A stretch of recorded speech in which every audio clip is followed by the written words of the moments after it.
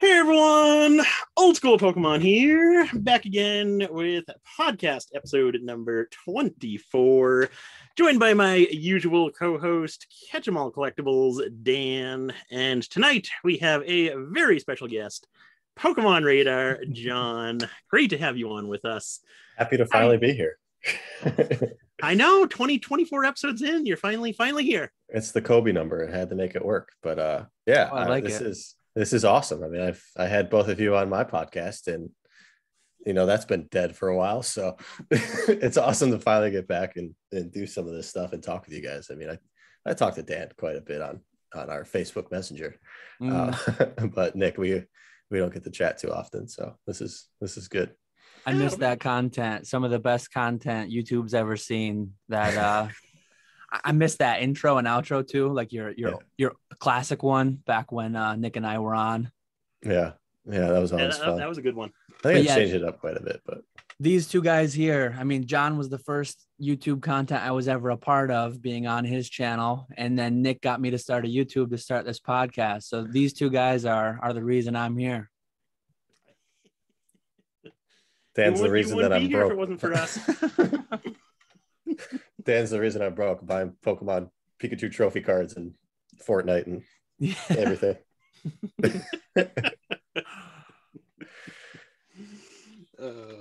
Ready to hop into the questions? Let's go for it.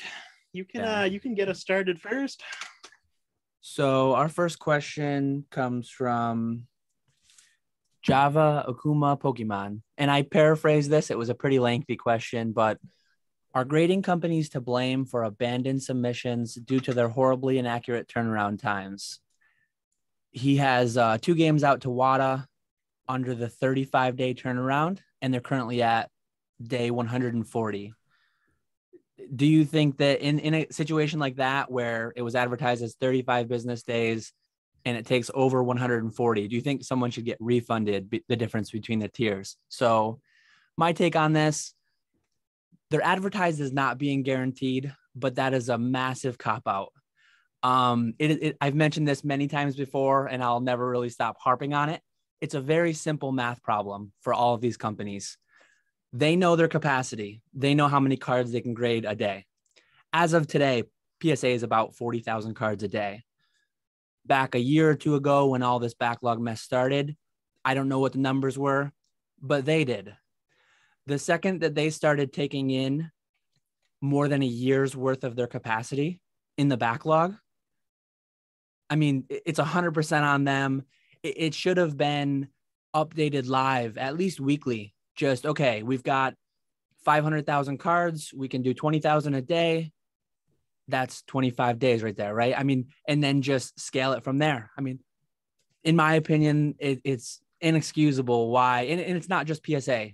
As you said, it's WADA, it's CGC, it's BGS. It's just absurd to me. And I think the whole like Mark's card situation, which we talked a little bit on the last podcast, I think a lot of that is blame lies with PSA, because what other industry, what other business takes in a customer's product or promises to deliver a product to a customer and then takes over a year and a half to do it? I can't think of any other industry where that's a thing. So I could rant for an hour on this myself. I'll let one of you guys. How about Tesla? I mean, they took a long time to get their cars out, right? And all these. Did they advertise though, like, hey, you'll have it next Tuesday, and then it like a year and a half later? Or I honestly don't know. I think so. I mean, I can confidently assume so. But I'm sure there's a lot of fine print in there. Like you said, there's no guarantee. So it just sucks. And transparency sounds nice, but I think it would make things worse. So I don't want to know. I'd rather just like trust them to get my cards done at some point. I guess I have that luxury of being patient now and being able to wait. The refund between tiers is interesting. I kind of feel like there's something they could do. Let's just say I was a part of these companies offering some sort of refund for taking so long. That seems like a pretty reasonable thing to do. And I don't think it would be too expensive for them with all the business they're getting. I forgot to address that part, but I also agree there. PSA actually released a podcast today, and we're recording this on Wednesday, or maybe they released it Monday, but it's going to be a weekly thing. They talked a little bit about their backlog. It's about 6 million cards today, and they did reference the new economy tiers, the cards they're taking in. They are promising, with air quotes, heavy, strong air quotes, 90 days, 90 business days. So we'll see if they I hope looking ahead, promise turnaround times are a thing, because again, it's very easy to do and it's very easy to meet. The second that you start getting in more cards than you can grade on any given day, turn off those spigots to the lower tiers. So I'm gonna agree with you guys in the sense that these grading companies should have been more transparent about their turnaround times when they were fully aware that there was not a chance the estimated turnaround times were going to pan out. But I disagree with the fact that grading companies should be blamed for people abandoning their submissions. That completely relies upon the individual. The individual person who submitted these cards knew that the cards were going to come back at some point in the future. So I think they should have had that money ready to go, whether that's a credit card or just the funds available. That doesn't fall on the grading companies. A lot of irresponsible people out there. Yes, that's what I'm getting at. Yeah. I gotta defend PSA to become one of the PSA 10 podcast guests. Nick's trying to be a guest just because you're associated with me. Are they asking for guests? Oh wait, your other podcast. What's the deal with that? You have like 30 people on there. What's the deal? What's that? The Patreon one Nick's we did Patreon. was we just let anyone on there. Oh, anyone gotcha. who's a Patreon member. Oh. But the PSA podcast, they're having they call it PSA 10, and they're having special guests on every episode. This past the first one, they had the president, and then they're going to be having like other people that work for PSA or other people in the industry, collectors. Sounds like it's going to be a really good podcast. I'm looking forward to it. The first episode was good. And I'm very critical of PSA, but props to them. Like at the top of every episode, they're going to give an update on the status of the backlog. I forget what it was called, but they had like a few different segments that they were naming. And then at the end, they're going to do PSA by the numbers. They said more on the demand side, what's coming in every month, like what came in. They've been posting those things too on Instagram, like the most submitted card for the month, the most submitted genre for the month. They should do a live ticker, like the U.S. economy debt that The we debt had. They should do that with their backlog on their website. That would be awesome. So my next question comes from Kai. How big is your $10 to $30 bulk tier grading pile? And have you considered selling any of it raw, or is it just not worth it? Kai has about 700 raw cards that would be $50 to $500 each once PSA graded. And he's not anticipating selling any raw. He's also buying a bunch of stuff that's being panic sold in Australia, buying stuff at 30 to 50% market value, graded and ungraded. I've also been personally being hit with a lot of collections, and the more collections that come my way, I mean, I'm one person, I can only handle so much capacity. So I just lower my percentage offer, and I've been successfully buying a lot of them too. So I don't know if I'd call it panic selling, but it's a massive hobby. There's so much stuff out there. There's always people selling something. And prices are, if you liked buying a year or two ago, you should love buying today because prices are down quite a bit from there, generally speaking. So as far as my PSA grading pile, $10, it's massive. It still blows my mind what some of these cards are selling for. Like I chucked 5,000 cards out to PSA into the backlog. I get the odd PSA 5 unlimited Bulbasaur, something like that. and they insta sell for like $18. Stop buying those cards, people. I mean, we're never gonna see $10 grading again if that stays a thing. So like from some respects, I've got 30,000 cards I could send at $10, but realistically speaking, I don't actually have that many, because I mean, I think like the bad cards like that are going to continue to trend down as PSA continues to wind through that backlog and as they open lower tiers. So I'm selling a lot raw every day, mostly through Troll and Toad. Some of them would probably be grade worthy if you look at $10, $20 grading and the graded cost today. But I think the bad stuff's going to continue to go down, and the good stuff's, some of the bottoms are already in, I think personally. High graded WotC, PSA 9, PSA 10 hollows, first edition, good Japanese promos, things like that. Are you selling a lot of hollows raw, or is this mostly non-hollow stuff? Hollows raw would be like, I just bought a pretty big collection recently, similar to the one you sold me several months ago, like first edition and unlimited WotC hollows, but they're all like light play, near mint. So those I'm selling raw, because to me, even first edition hollows, 8, 9, 10, I think is what should be graded. If you're looking at unlimited, 9, 10 to me. So anything below 9, 10 for unlimited, hollow, 10 for non-hollow, and only of the more popular species. That's where I'm at. So at $30, I've got hundreds of cards, but not like thousands, because $30 is significantly harder. I mean, right now we're at 50. I can send as many as I want to my middleman for 50, and I've only sent a few dozen. 50 is a lot. 20, 25, 30, I've got multiples of that. 10 is really like a sweet spot psychologically, and just I mean, the fact that I've sold some pretty rough PSA slabs for like $15. Yeah, I mean, like, I've been thinking about this myself recently. I have probably 500 to 1,000 solid hollows, reverse hollows, whatever it might be, from vintage sets. But I have, 5,000 plus vending series cards and other things like that. Where is it worth waiting for that one day where they open up $10, $15 tier and I just submit it all at once? Or should I be selling these things raw, near like perfectly mint, because I'm peeling them myself? And I don't know the answer to that. I can't get myself to sell it raw. I feel like it's wrong, but there's also plenty of that stuff available too. So it's really hard to make that decision. I mean, I can't make it right now, I guess, other than the only choice I have is to sell it raw.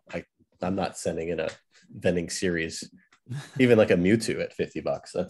That's not worth it. No, definitely not. Maybe the Uyama's Pikachu. That might be the only one. So we'll see.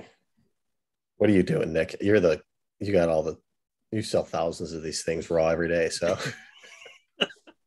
yeah. So I back last year when everything was going crazy, I actually started to go through so normally I set aside, like Dan was saying, WotC hollows, first edition 8, 9, and 10, unlimited 9, 10. I also do first edition bulk 9, 10. But then back during all the craziness, I started going through all my unlimited bulk, and I was planning on submitting 9, 10 unlimited bulk.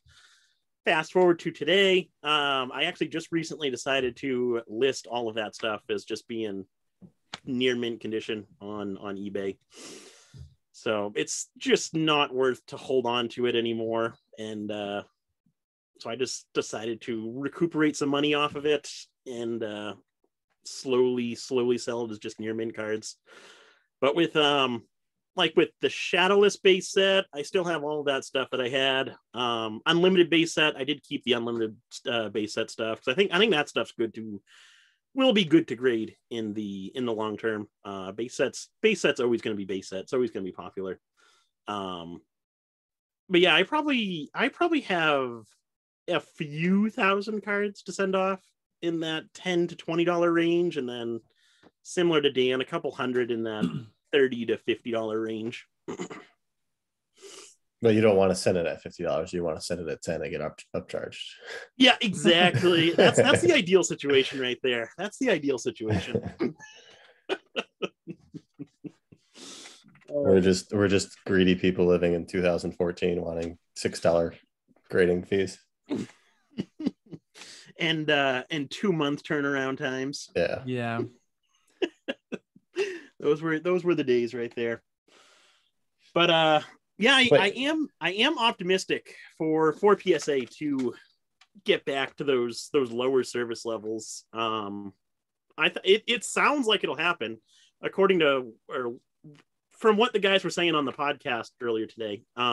It sounds like that's what their intentions are, to bring back those lowered service levels. And they did say they were trying to introduce another lower tier towards the middle of this year, so summer-ish, which that'll be nice if it does happen. Yeah, and I think that's where one of the big buying opportunities is. I mean, I haven't really bought any collections, but that definitely sounds like a great opportunity for people if they can find them. And just if you're able to afford it, at least to hold, to sit. I mean, you can always, like, that's the thing most people did in the beginning, was buy collections, sell off the stuff you didn't want and break even, and then keep what you wanted. So that just sounds like a great that's the buying opportunity in a downtrending market, I guess, is those type of deals. And we have a question later where we'll get a little bit deeper into like cash flow concerns, though, because if you're buying everything, it's tough because right now you're not getting cards back quickly, not for cheap at least. So my first question comes from Sean J. He asked, how do you feel about error cards? I know you have a big collection of no damage Ninetales. Is that where it ends for you? I've never really been a big error guy, but I like the no damage Ninetales, Ghost Pikachu, and the no hit points Dark Persian a lot. The minor errors like ink dots or factory damage like crimped cards, miscuts never really piqued my interest. Although I like that there is a niche for those types of errors in Pokemon, because I am able to sell those types of cards easily. I would agree with everything you said there. Obviously, I love the no damage Ninetales, but in terms of just generic errors and like even errors outside of the no damage Ninetales, really not a big fan of error cards. I do like the Ghost Pikachu. I think that's a cool one. I like the evolution box War Turtle. That's another cool one. But aside from that, I'm really not a big error person. It's just the Ninetales for me. But there's a lot of people out there who are absolutely huge into error cards, and there is, if you have like the right type of card, like if it's severely off center or miscut, there's definitely a really good market for those types of cards. One thing I cannot stand about error cards I'm constantly looking through the Pokemon Facebook groups, and those groups are just getting absolutely flooded with people having like the most tiny little bit off center card, or just a little like sliver of a crimped card, or some little red dot, and they're asking about how much it's worth and whether they should grade it and send it off to CGC and all that stuff. And I can't stand all that. It's been like that forever, Nick. Everyone's got a 1-of-1 ink blot. But I don't collect errors, but I absolutely love the no damage Ninetales, the non-hollow Dark Dragonite, even like the Blaine's Charizard corrected version, like that stuff where they corrected or was like an actual error, I guess, like that. Those are cool. It's fun to discover that, like finding whoever found the Team Rocket sheet with the Dragonite on the uncommon uncut sheet, like that's super cool. Finding out that they potentially, I still don't really believe they only come from long crimp packs, but like finding that out, like I found out like one of the boxes I Gym Challenge boxes I bought a long time ago. Like I found a difference in the box that led to a theory that that's where the corrected Zard came from, and it was right. So like that stuff is real. That stuff is legitimate. There's like really someone who screwed up in the process of making the card. So I think that's pretty sweet. But if anything that has to do with ink, like little ink dots, not a fan of. Missed cut, don't really care for too much unless it's like really, really bad. Like maybe have the cut like on your sheet, like have the color blocks on it, or have like 4 cards in one or something. And I do, for whatever reason, like the base set offset hollow.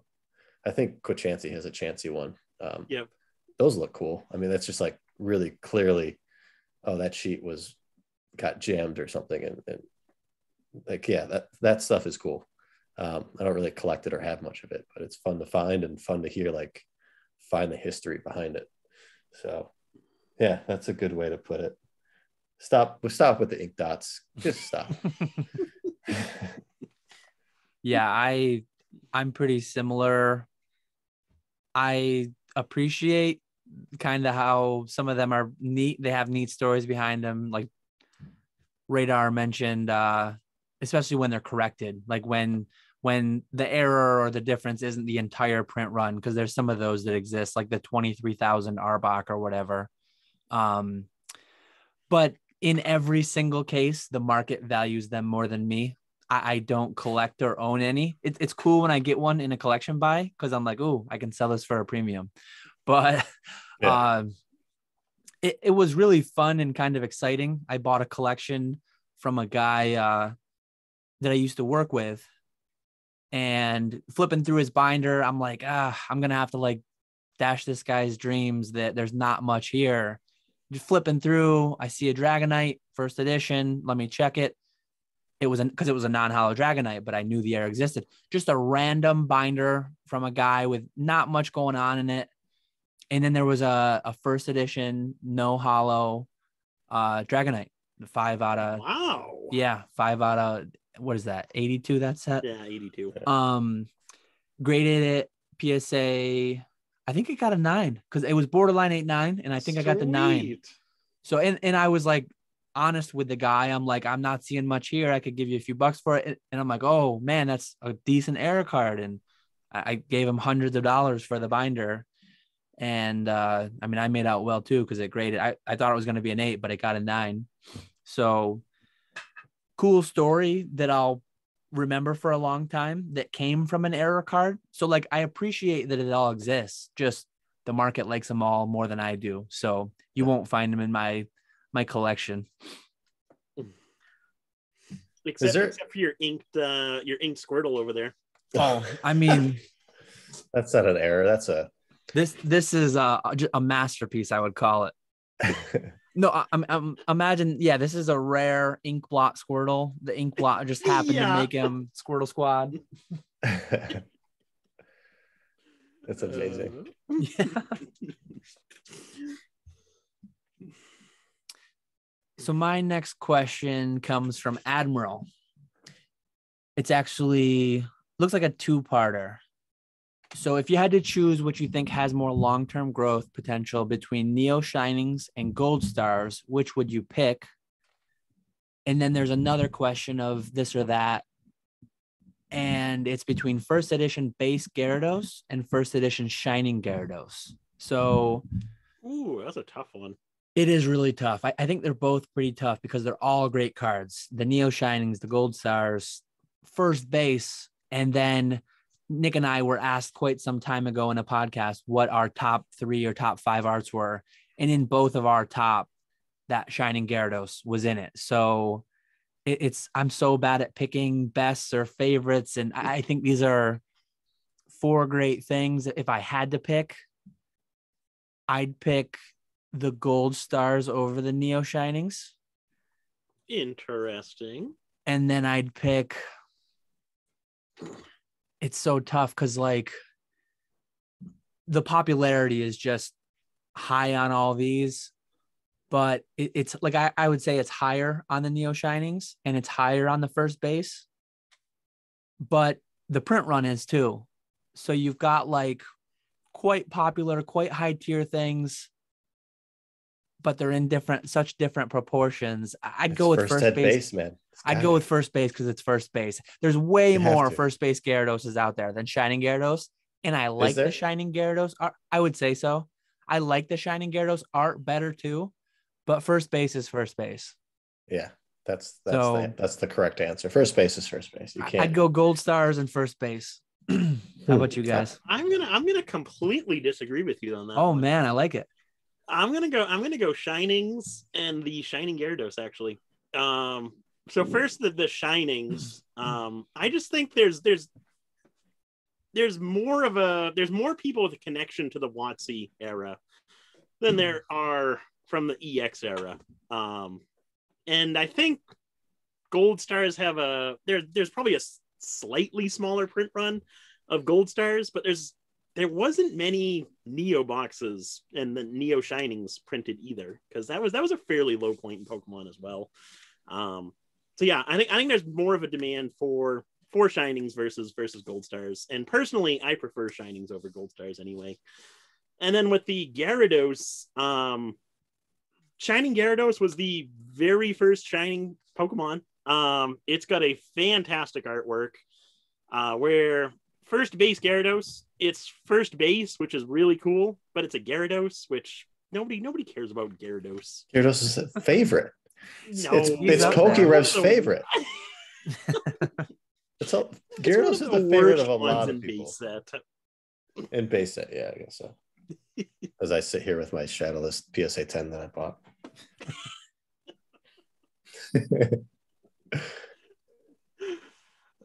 What would you go with? Are you going with that's wild to hear from you. You're first ed base, like that's all you're about. You love Shadowless in first ed. That's amazing. I know. John's the tiebreaker. Had to shock the audience there. I'm definitely like personal and long term. I think first ed base Gyarados is the right play. I mean, it's clear that the artwork's way better on the Shining, but it's first ed base. That's just the answer. There's not much I can really go into detail on that, I guess. But as for the Shinings and the Gold Stars, it's like It's tough. I feel like the Gold Stars have been pumped up a lot. So from a long-term perspective, and it will always be, people will always claim that the EX series is super hard to find. And yeah, sure, we have seen a lot less boxes, but it's too big of a set. It's too much to handle. I think the Shinings are much more like digestible for collectors. And also the Japanese ones there's way too many Gold Star Japanese cards versus Japanese Shining cards. So I like that aspect of it as well. So I'd have to go with the Shinings on it. It's just, I just think it fits better and it falls within a better era of Pokemon and a more collectible period of Pokemon. The Gold Stars are just too different with each other. And it's just I think it's just a weird mishmash of Pokemon and a weird thing to collect, I've always thought. So Shining and first ed base is what I have to go with. Great question, because it split us right down the middle, right? Yeah. You had the right answer on one of them, John. He did. So my next question comes from JR Cards. What are your thoughts, opinion on the MetaZoo reserve list being announced on the Discord and updated yearly? How will it affect your future purchases and holds? Thanks. I didn't even look at the entirety of what's on it. I think I don't fully know how to feel about it because I'm not familiar enough with Magic to fully know the effect that it has. I think the way that it works, a lot of like obviously they're not going to reprint Black Lotus. They're not going to reprint a lot of those Power 9 cards that are on the reserve list. And probably for the Power 9, they're not even going to reprint something functionally equivalent because they were just way too powerful. But I think for like later cards on the reserve list, I think some functional equivalents come back up. on a different art, different name card. For MetaZoo, will that be a thing? How will that all interact? I honestly have no idea. I'm not doing anything special because of it. I didn't go and buy out anything. It's interesting, but I'm not doing anything with it. Well, you're the one to answer that question. You're the biggest MetaZoo fan out of the three of us. I mean, I've been involved in MetaZoo quite a bit, and it's like I still can't figure it out how. I mean, it's clearly all this stuff is being manufactured to copy, at least in my head, it's being manufactured to copy Magic, Pokemon, everything, right? What were the Magic Power 9 and reserve lists? Was that manufactured from the start? Did they say, okay, when we make this, we're going to make these super powerful cards and then stop making them after the first few sets because it's going to make everyone nostalgic about it and make them super expensive? I highly doubt that with Magic. Highly doubt it. So I have a really tough time getting over that hump with MetaZoo. Like, I think they're doing everything very well, but I can't stand that manufactured rarity, that manufactured copy of everyone else. So sure, there's going to, like, that just screams buyouts. That's going to happen, like 100%. I'm sure there will be like promos and collector editions released just like Magic did. So you're going to see more copies of it. I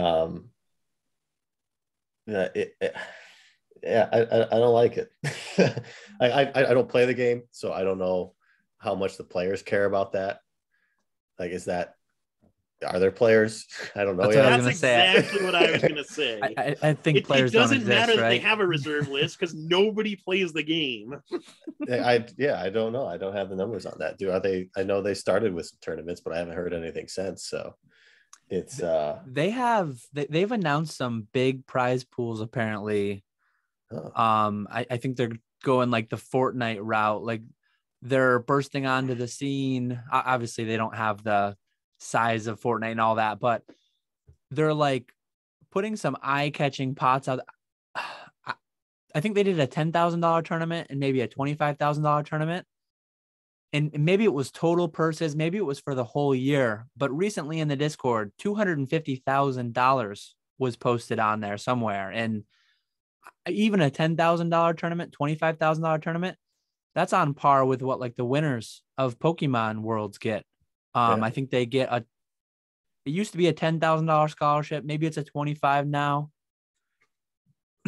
But I think those sales of the NFT coins have been helping with that. Yeah.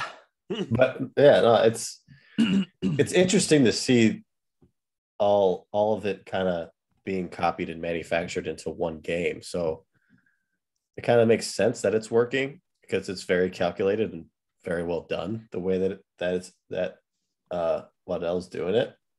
I don't know if it'll work or not. Well, is this creating nostalgia for people? Is this creating real collectability for people? Are they enjoying it? I can't. We won't know. I mean, we won't know. So I don't like it, but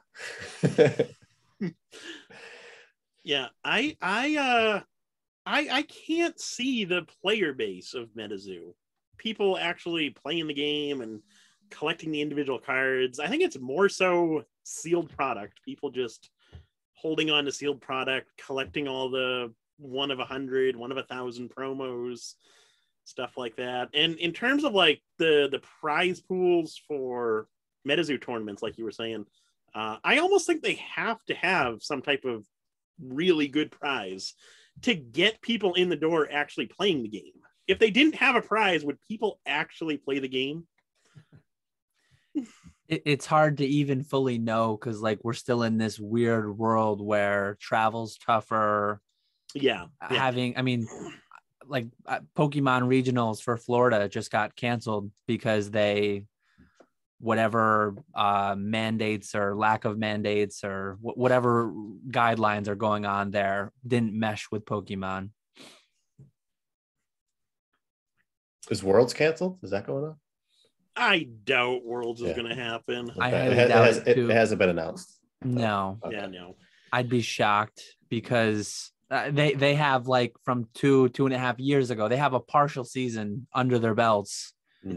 The people who were qualifying as juniors are like ultra masters now, or They're all dead now. It's like the people who at some point we're going to get to where like the juniors that are going to be playing weren't even born when the last I mean, I hope it happens because London is tough. I don't know if I'll make London, but I've every year I've been like, I hope it happens this year so that next year it can come back and I can go. Yeah, but we'll see. I hope we get it again sometime soon. Because DC was the first Worlds that I went to. First and only, first and last. Exactly. Nashville was fun. DC was fun too. So my next question also comes from Sean J. Do you think it was a mistake for CGC to opt for a grading scale that is harsher than PSA? I often wonder if they would have been more successful if they matched PSA's grading scale as well as matched PSA's pop report for percentage of tens given. Does PSA have a grading scale?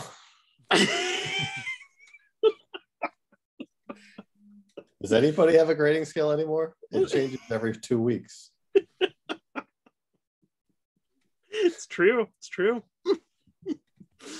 I do think they would have been more successful had CGC been more like PSA, where they hand out tens like candy. But yeah, I can also see why CGC is partially as harsh as they are. Like BGS, their BGS 10 is nearly impossible to get. So I think CGC was trying to go that route, but they kind of went that route across all of the 9 grades, which I think is a little bit ridiculous.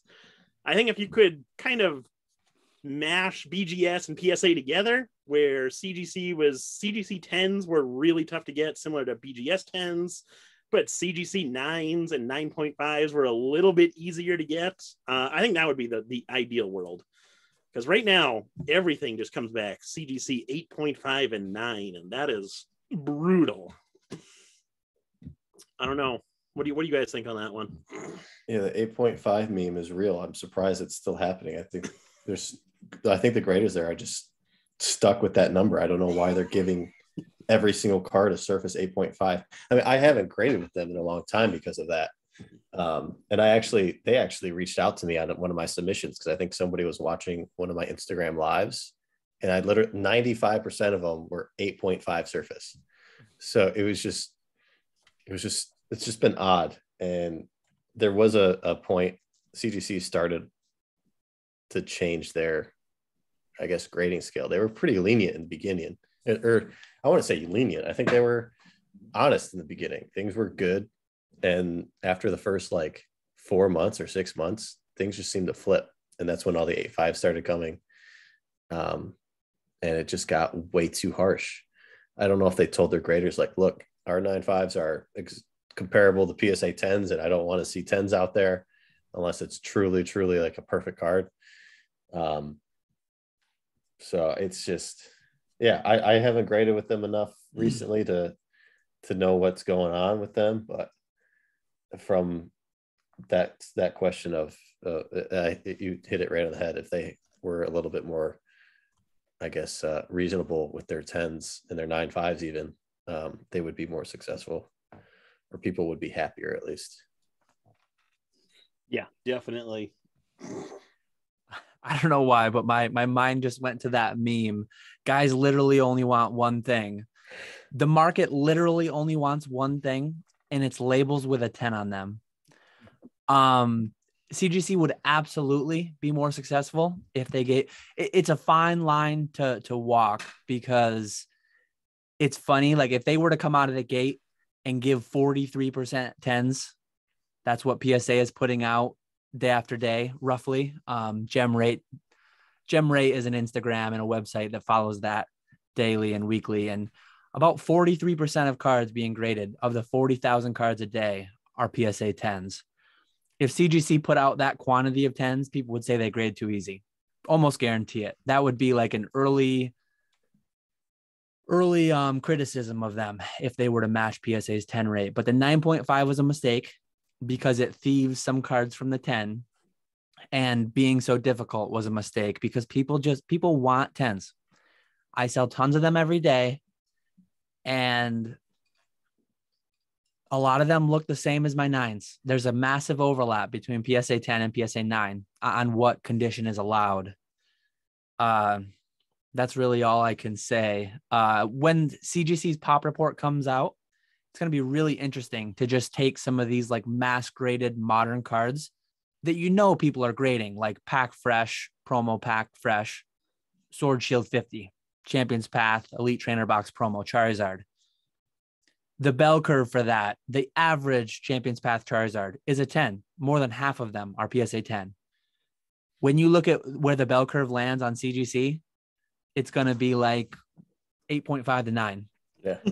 I've already been successful in crossing a few CGC 9s to PSA 10. And I'm not saying universally every CGC 9 is going to be a PSA 10, but many will. Are you cracking them and sending them? Or are you doing... I never send stuff in case. I did it one time years ago. I crossed one failed. PSA 9 first edition, Charizard and Blastoise. I sent to BGS and the Charizard got a 9.5. At the time that I did it, the Charizard was like $3,000. So it was scary to crack it. Now I'm cracking $3,000 cards without, like, my Burn Tower 10 was a CGC 9.5 and it crossed to the 10. I had a Burn Tower 9 that crossed to a PSA 9.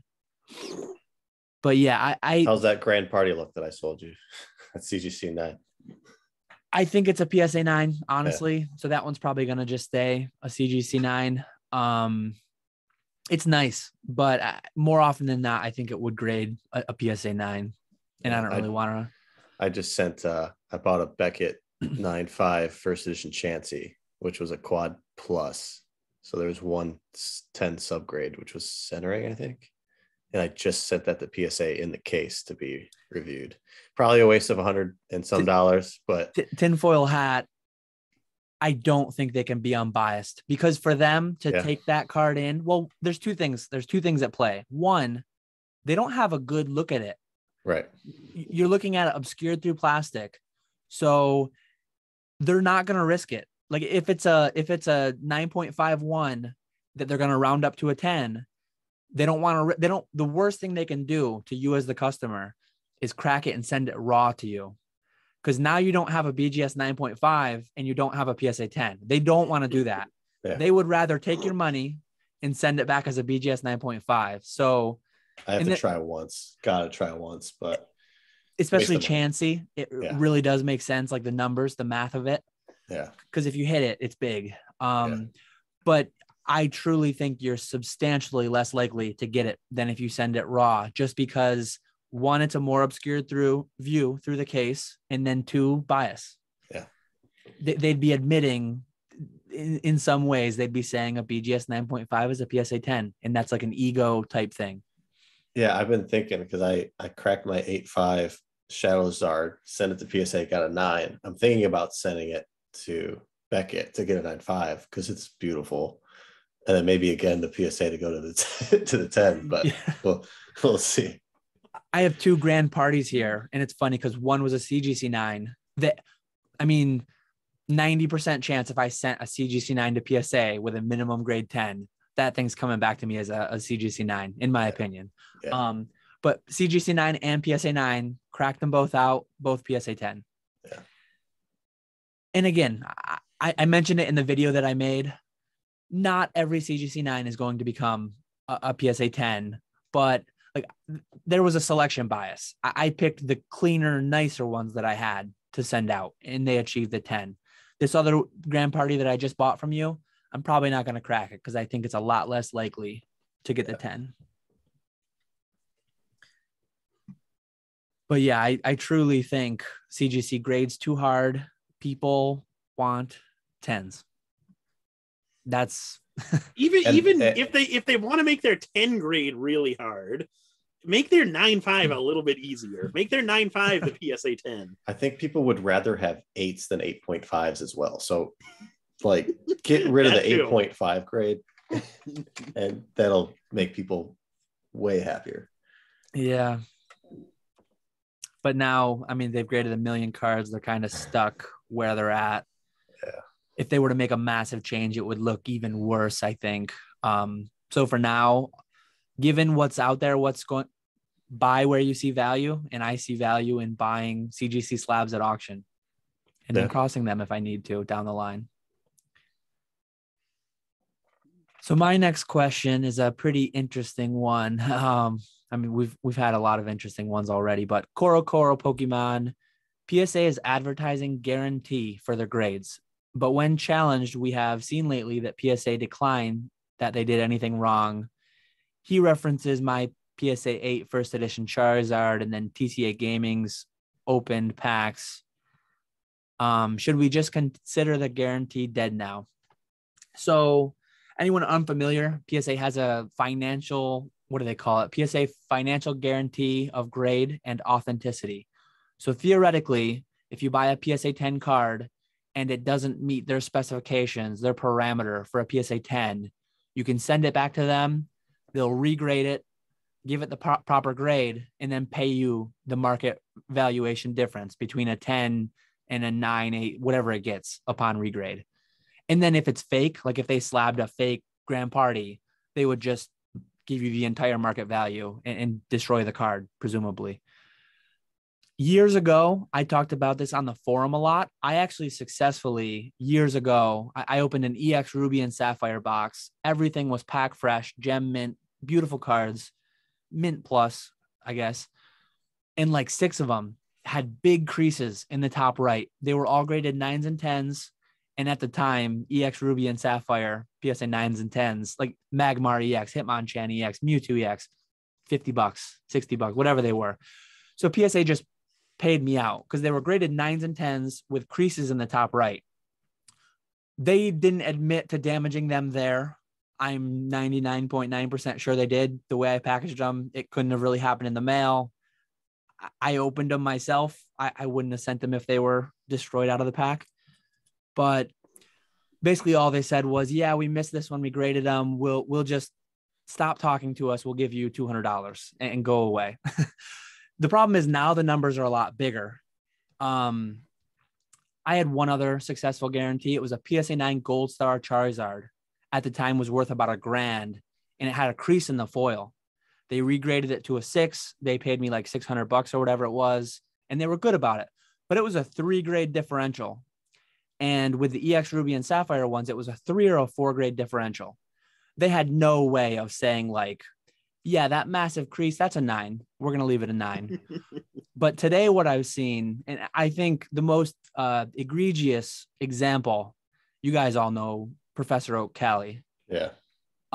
He has a Nidoking, and he has Nidoking, and who's the other one? PSA 10 Shadowless Nidoking is the worst. I forget what the other one was. It's just print lines, print lines, city, hollow scratches, back whitening on the back. It's like a rough 7. I want to give that card with my Shadowless Charizards. Be like, give me a 10. He's done it. He's tried everything. He's sent it to them multiple times. The head grader has deemed it a 10. And then he's sent like, okay, here's like 6 or 8 PSA 9s. He's like, if that's a 10, review these against that and give these all 10s too. Yeah. Didn't work naturally, but I used to say years ago, only review it if it's more than 2 grades off. So if you have a 10 that you think this should be a 9, they're never going to drop a 10 to a 9. Right. Years ago, I would have said they're only going to drop a 10 to an 8. Now what I'm saying, given what I've seen, you got to be 4 grades off to have any shot. Like, because Oak Cali's cards are 7s at best. Like, and they're refusing to do it. And the crazy thing is, a PSA 10 Shadowless Nidoking is like a couple grand. Yeah. Like it's a decent amount of money, especially given it was probably graded years ago for like $5 or $10, but they should do the right thing and they should show that the guarantee is real, but it's clearly not. I would hope and I would assume if you had like a gold star, if I sat on that gold star 9 with a crease in the hollow for a few years, and if I sent it in today, I think they would have to, but I don't know. Like, given what they're doing to Oak Cali, I just don't know anymore. Mike's probably on like a no-fly list with them or something, because I'm sure he's been doing this for years. Yeah. With his shadowless cards. All the shadowless graded cards are the most like just varied in all of Pokemon existence. I have seen shadowless 10s that, yeah, like just like that one, even Charizard's 10s that are 7s at best. Yeah. And shit, like I don't know what happened during that early era of grading shadowless cards, but they are all over the place. So I'm sure he's been trying to figure out, like he's always looking for the best ones too, and moving things around and trying to get 9s bumped up to 10s. He's probably been doing it for years, so he's probably not liked very much anymore at PSA. He Sorry, sold Mike. a 10 set, and then I think he's got a new 10 set built aside from Charizard and Chansey, I think. Yeah, the two hardest ones, but yeah. And I don't know if that's including the ugly 10 Nidoking or if he has a good 10 Nidoking. Who knows? He's had like I would hope he was able to Poliwraths. use some of the money from that first PSA 10 sale to buy another Nidoking. Yeah. So yeah. I've never utilized that guarantee. I've always just like read about people in E4 threads back in the day complaining about a few $100, and then remember the Trophy Kangaskhan that was supposed to be the first 10 at PWCC that was graded a 10 but was a 6 and that was damaged there. Like that was kind of the downfall of the PSA guarantee, was that card. So story behind that being somebody caught it, messaged PWCC sent it back to PSA without like consulting with the owner, and then PSA reslabbed it a 6 with no, or maybe a 4 or a 6, whatever it was. Yeah. It was with basically saying the guarantee doesn't apply. This is its new grade. Live with it. Yeah, a Trophy Kangaskhan from a 10 to a whatever, a 6-figure. That's brutal. At the time, maybe it wasn't yet a 6-figure drop, but like very, very high 5-figure. Today, 6-figure drop. Yeah. Yeah. So it all depends on how much your card's worth. That's what the guarantee has. That's a rough one. Yeah. And it's like that. Do you guys remember the PSA 10 Charizard that was on eBay forever, and the guy wouldn't show the back pictures? Ashamed of its backside. Yeah, exactly. And he would tell, he had like in the description that he had like the whole outline of the PSA guarantee and how someone could buy it and send it to PSA, and if/when it came back a lower grade, you'd get a refund. Just got to be careful about that stuff. PSA won't always work out. They're never going to financial guarantee a Charizard. From a 10 to a 9, you're talking $300,000+. Yeah. There's no way. Because Gary graded most of them. Gary graded half a 10 pop report for $5 a card or less. Yeah, exactly. In bulk. How many, like, that would be an entire year's worth of revenue back from when he graded them almost. I mean, I bet they could, I bet one thing that they could probably do is like take the date of when it was graded, figure out the price point at that time, and give you the difference then. Yeah. Like, this was graded when it was $700 when Mark bought his, and so we'll give you $650. Yeah. Make it an 8. Yeah. So exactly. that's our thoughts on the financial guarantee. So my next question comes from 3D Dynamics. It was a pretty lengthy one again, so I paraphrased it pretty heavily, but the question was regarding binder collections on eBay seemingly being strategically listed and photographed to bait inexperienced buyers, and the fact that some of these on eBay will go for a premium. kind of more than they should, more than they even would being graded. So how do you, or do you vet a seller based on what else they're selling? What are kind of some red flags to look for in your opinion on collections of that nature? So for me, if someone is selling if someone is selling one binder collection and they have very low eBay feedback and they don't really sell anything else, what I see is this is someone selling their collection from their childhood. It could be a mixed bag of whatever. But if you see a seller, all they sell are two things: mixed lot collections of raw, near mint cards, and then they sell like graded cards. Yeah. They grade the good stuff, they lot up and sell the other stuff and kind of pump it up, oversell it. So if it's one binder and that's it, it could be anything. It could be good, it could be bad. If it's 50 different binder collections and then like a handful of graded cards, there's going to be nothing worth grading in there because they've already pulled them out. Those are kind of the ways that I think about them. Yeah, I mean, that's the easy go-to. That's a quick shy away. Other ways to vet buyers is really simple with how eBay has it set up. Just read the reviews, even read the positive reviews, because for a time you couldn't leave negative reviews. So you'll find some in there of all caps of beware, buyer beware. So do a quick little look to vet your sellers, but you don't have to buy that stuff. So just stay away from it if you don't like it. I don't like how the question's phrased.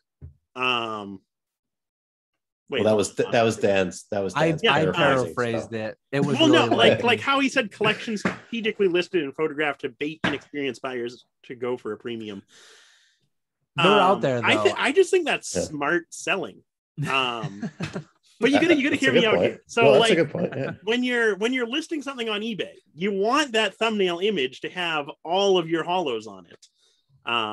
And then the first few pictures after that to have all the hollows on it. And then all the non-hollow garbage you want to have towards the end. So I think that's just a smart selling strategy. That's solid marketing. There we go.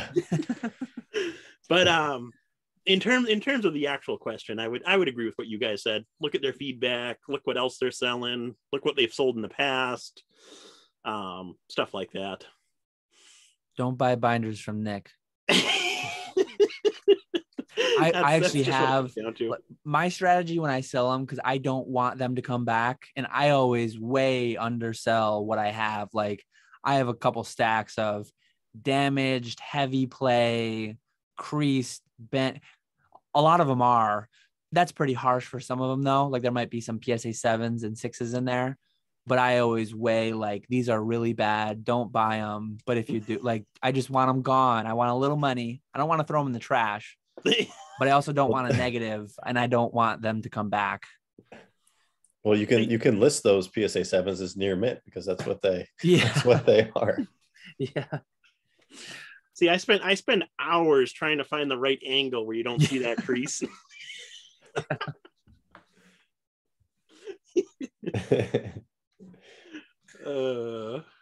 No kidding, obviously. Do you guys have anything else for that question? No, that one's pretty straightforward.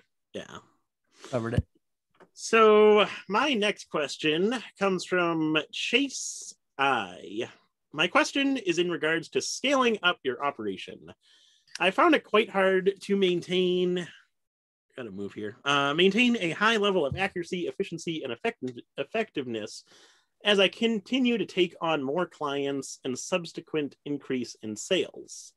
For both you and Dan and John, what would be your top tips for being more accurate, efficient, and effective beyond the low-hanging fruit of Sheets, Excel, getting part-time help, etc.? Perhaps something like a program, routine, scheduling, organization, etc. Thanks for your time and keep up the great work, guys. So for me, the biggest thing is organization. That is far above and beyond anything else, especially with my business model, if you will, selling quantity over quality. Organization is the key to that type of business. You got to be able to know what you have, so you're not selling cards that you don't actually have.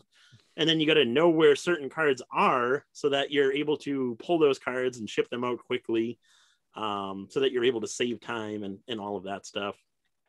So that'd be my biggest strategy right there. As far as a routine and schedule go, I don't really stick with a too rigid of a schedule. My really, the only real thing that I do consistently every single day is when I wake up in the morning. First thing I do in the morning is package orders, get all those done for the day, just to kind of get that out of the way. But that's, aside from that, it varies day to day. So I don't really have a schedule or routine or anything like that. But for me, organization's definitely the biggest one. One thing that comes to my mind that blew my mind when I heard it, I don't know how you ship without packing slips, Nick. Because like I've occasionally mixed up and sent like a PSA 10 to someone who ordered a 9, or like I grabbed the wrong card, hollow versus non-hollow, something like that, stupid. But the way that I kind of like mistake proof my shipping is I have a packing slip and I just quickly, this is John, PSA 9, first edition, whatever. And you do like a stack of them, right, Nick? And then you just like pull the card. I don't know how, like the first day that I tried doing that, I would be one off at the start, and then everything would go out to like the next buyer. And I just have a day where 50 things were wrong.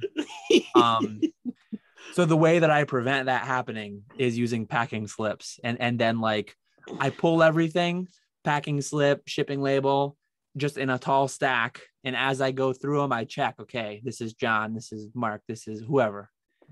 So that's a way I like error proof in shipping. But all that said, I still, once every few months, I got the wrong card. They send me a picture. Oh crap. Refund them, keep the card usually.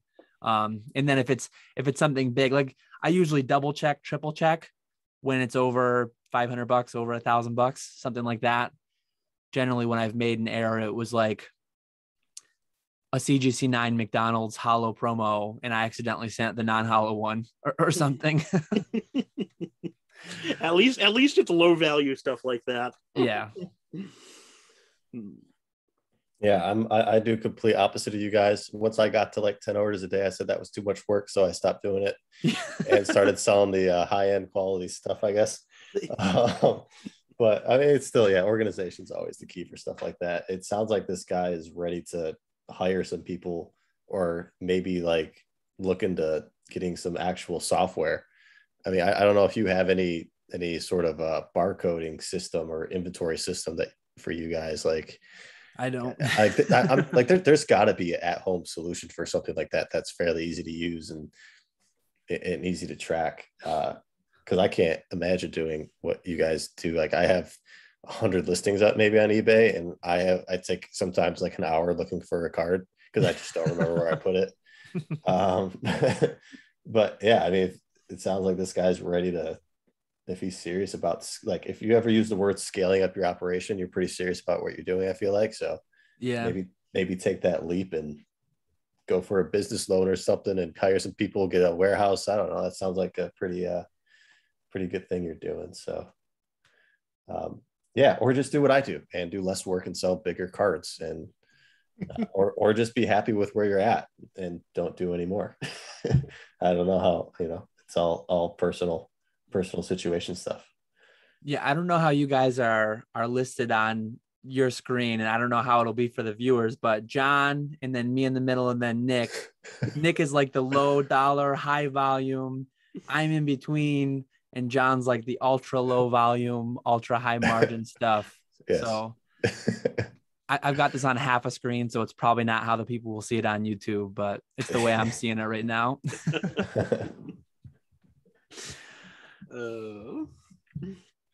If you want a successful business, though, you got to do it like Nick. If you want to live in a stressful world of not knowing what's going to happen next, you can do what I do. Exciting. Don't say stressful. Say exciting. Exciting, yeah. Exactly. But no, you don't have any programs, do you, Dan? I do everything in Excel. Excel's great. Excel, yeah. Yeah. And I don't have I don't have much. I mean, I do a lot in Excel for buying collections and valuing different things and roughly tracking inventory. I use them a lot for like sales, or for taxes, I mean, is what I was going to say. But yeah, no special program other than that, and no single spreadsheet that's just tracking every inventory item I have. It's just a big mess, kind of a organized chaos. Yeah, that's what I was going for. Organized chaos. Well, hopefully that helped out a little bit. Yeah. So my next question comes from SDC or SD Collectibles. What level of market research do you do on sales demographic? Who's buying your product or viewing your videos? Male age 20 to 40, live in Midwest and Texas. Do market demographics matter to sales? I've looked at my YouTube analytics a couple times. 30-year-old men in the US, like yeah, little bit. I mean, decent bit of international, but Rudy makes his jokes, right? Like, what is he? 3.69% women viewership. Mine's like 0.69, maybe. My demographics skew very heavily towards like I'm a 31-year-old male, so that's like my average viewer. And as far as sales, I don't know or think about who exactly all is buying it. It's I don't care. I don't get too deep into like metrics. I just throw up a bunch of listings on eBay. I try to be the cheapest one on eBay for what I'm listing, and 50 to 100 items sell a week, and I ship them out and I rinse and repeat. Yeah, demographics don't matter. eBay finds the buyers for you. Yeah. Yeah, it's I've never spent a single second thinking about who my cards are going to. My YouTube right now shows 99.7% male. 58.6% US. What's your US ratio? 58.6. Yeah, I was surprised by that. I didn't realize I had as many international viewers as I do. I'm just looking at my Instagram. I have 63% is US. So that's I didn't even know you could see that on Instagram. Yeah. And then 25 to 34-year-old men. That's 72% of mine. I gotta pull that up now. I don't keep track of where people are buying from or who's buying what or all that stuff, but I do kind of yes, you do for Texas. Yeah, that's true. I do kind of like remember at least how roughly how many sales I have in Massachusetts, just because that's where I live. And it's actually very infrequent that I have a sale in Massachusetts. So that's really all I keep track of. And then I do notice a lot of heavier stuff that I mail out, like bulkier items that can't fit into flat rate boxes. Those always seem to go to the West Coast. So people on the West Coast like to buy big items that are hard to ship. Write that down. That's a good note. On Instagram, I'm 2/3 25 to 34. And then 88.3% men. Man, you got a lot of girl followers on Instagram. Hey now. Oh. Hopefully the wife's not still watching. I'll be in trouble. She's gonna make you shut down Instagram tomorrow. She doesn't ever watch my YouTube. Especially not this far in. I'm gonna send her a little clip of this part. So I think, yeah, my next question comes from Kai again. He popped in with some questions a couple days ago to add. Have PSA 8 to 9 unlimited base jungle and fossil hollows fallen too far relative to heavy packs? Quite cheap, able to buy and flip for about 25 to 100% margin. When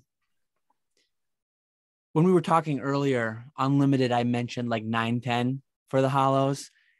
So I guess I'll stick with that. I don't know where these are at, but PSA 8s, if I had to guess, they're probably as cheap or cheaper buying them PSA 8 in the slab versus buying like near mint on TCG Player or Troll and Toad.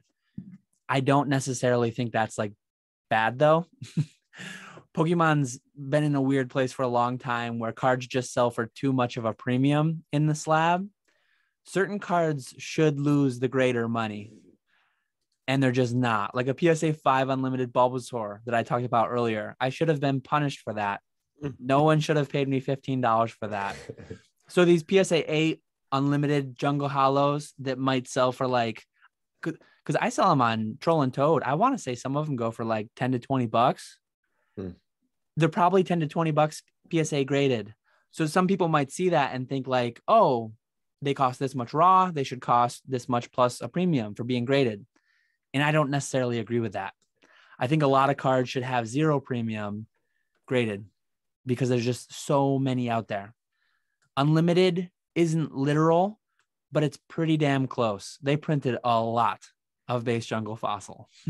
Yeah, I think that conversation has kind of run its course with premium just because it's slabbed. And we're finally getting to that point too, where I think packs are just going to be a lot more expensive. Well, no, they're saying heavy packs are quite cheap in comparison, or that the cards are cheap in comparison to the pack. The cards are, yeah, because I think the heavy packs are a couple $100 still, a few $100. Yeah. So they're saying the hollows, like, yeah, we're just at that point now where packs are going to be wildly expensive in comparison to what you'll actually pull, and just people will pay for that gamble. Look at base first. I mean, people are paying 20 grand for a base first heavy when you could pull the best card. I went to Vegas and I pulled not first edition, but Shadowless. I pulled the Charizard. It graded an 8 and it was worth 2 grand. You can buy a base first heavy pack, open a Charizard, and it gets a 9 and you barely break even. Yeah. Like there's 1 or 2 cards in there in the 10 grade that will make you money, but most times you're going to lose money. And that's how it should be. There's only there should be a gambler's premium built in. You should lose money opening heavy packs of something that old. First ed base has finally hit that point. It's taken this long to get to where sports Magic even is for stuff like that. All the other Pokemon sets aren't like that yet. Expedition is cheap to buy, and there's so many good hollows you can pull and make money on. So there's still room in there in other sets, but it will follow eventually. Every set will be like that, where it's not going to be worth it financially, but it'll be worth it for the experience. Mm-hmm. Yeah, I think I just looked up a PSA 8. Speaking, we were talking about Gyarados earlier. So I had a PSA 8 unlimited base Gyarados, and those were still selling for 50, 60, 70 bucks. So I think those are still pretty high for a PSA 8. I think those could still fall a bit more, because PSA 8s, like I said, or like Dan and I said, usually to grade, we both aim for 910 on unlimited cards. So PSA 8, that's something that I would sell as just near mint on eBay. And I was actually just listing a whole bunch of near mint unlimited base hollows, and I list those for 20 bucks a piece. So for an PSA 8 copy to be selling for 50 to 70 bucks, I think those can still go down a little bit more. And I think we're going to see pop reports increase a lot more on like the PSA 7 to 8 range on unlimited WotC hollows. So I do think those can fall a bit more. That's so awesome. You could still pretty much complete a base set, like binder set, for really cheap. Oh yeah, absolutely. That's amazing. Yeah. But do you guys think there's any opportunity in these super low pop unlimited Watsy hollows, these PSA 10 like Neos and like even gym sets. Like there's very I think low the pop only PSA one 10s. is if you want to chase the Neorev Ampharos and be the Sell first to one to get in Zach. at 10 to sell to Zach. That's the only opportunity there. That's a good play. Other than that, I'm not a huge fan of low pop, especially unlimited. It's low pop because no one graded it. Exactly. It is right, hard. but It's hard the to thing, find like, the product to open it, and then the rates are so low. I get it to an extent, but it's like evolved at this point. Like there was it's at that point now where it's so expensive to go for, and it's so low that it's actually like it's built-in rarity. It's it's not like condition rarity. I don't like condition rarity. okay. Every PSA 9 can become a PSA 10 if you submit it enough. That's the camp I'm in. You gotta make t-shirts that say that. Yeah. Every PSA 9 is just a PSA 10 waiting to happen. Let's see, not this one.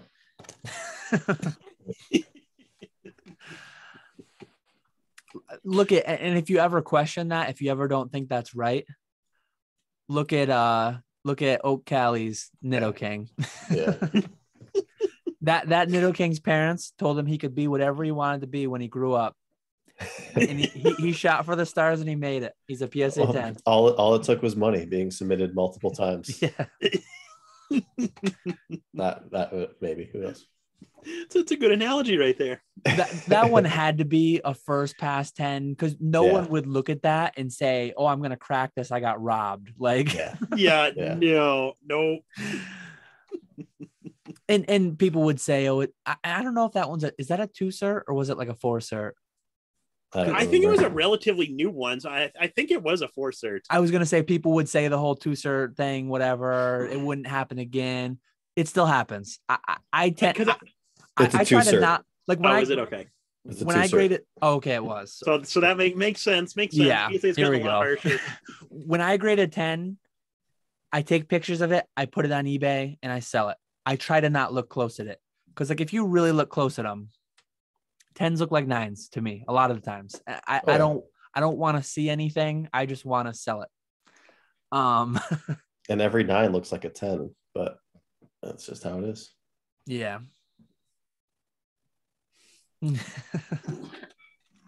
So my last question comes from TS FIFAs.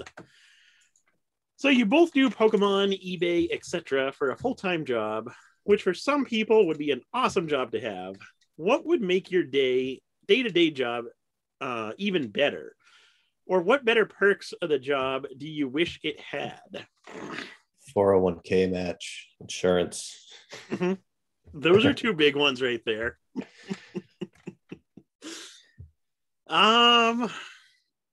For me, having more space would be the biggest one. Gotta buy that house. Right. That's every collector's issue. Or, I guess hoarder or hoarders. Exactly. That's what it is. I moved in with a collector, so me and her it's even worse. It's so bad.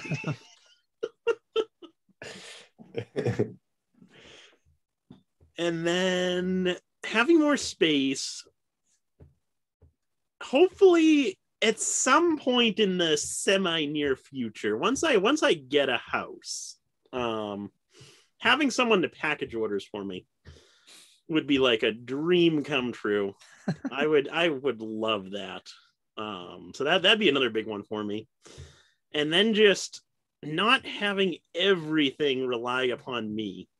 Cause like when you have your own business, I don't know what you guys do, but you kind of feel like you're always on the clock. So like if someone sends you an Instagram message at 9-10 o'clock at night, I'll usually respond back to that message right away.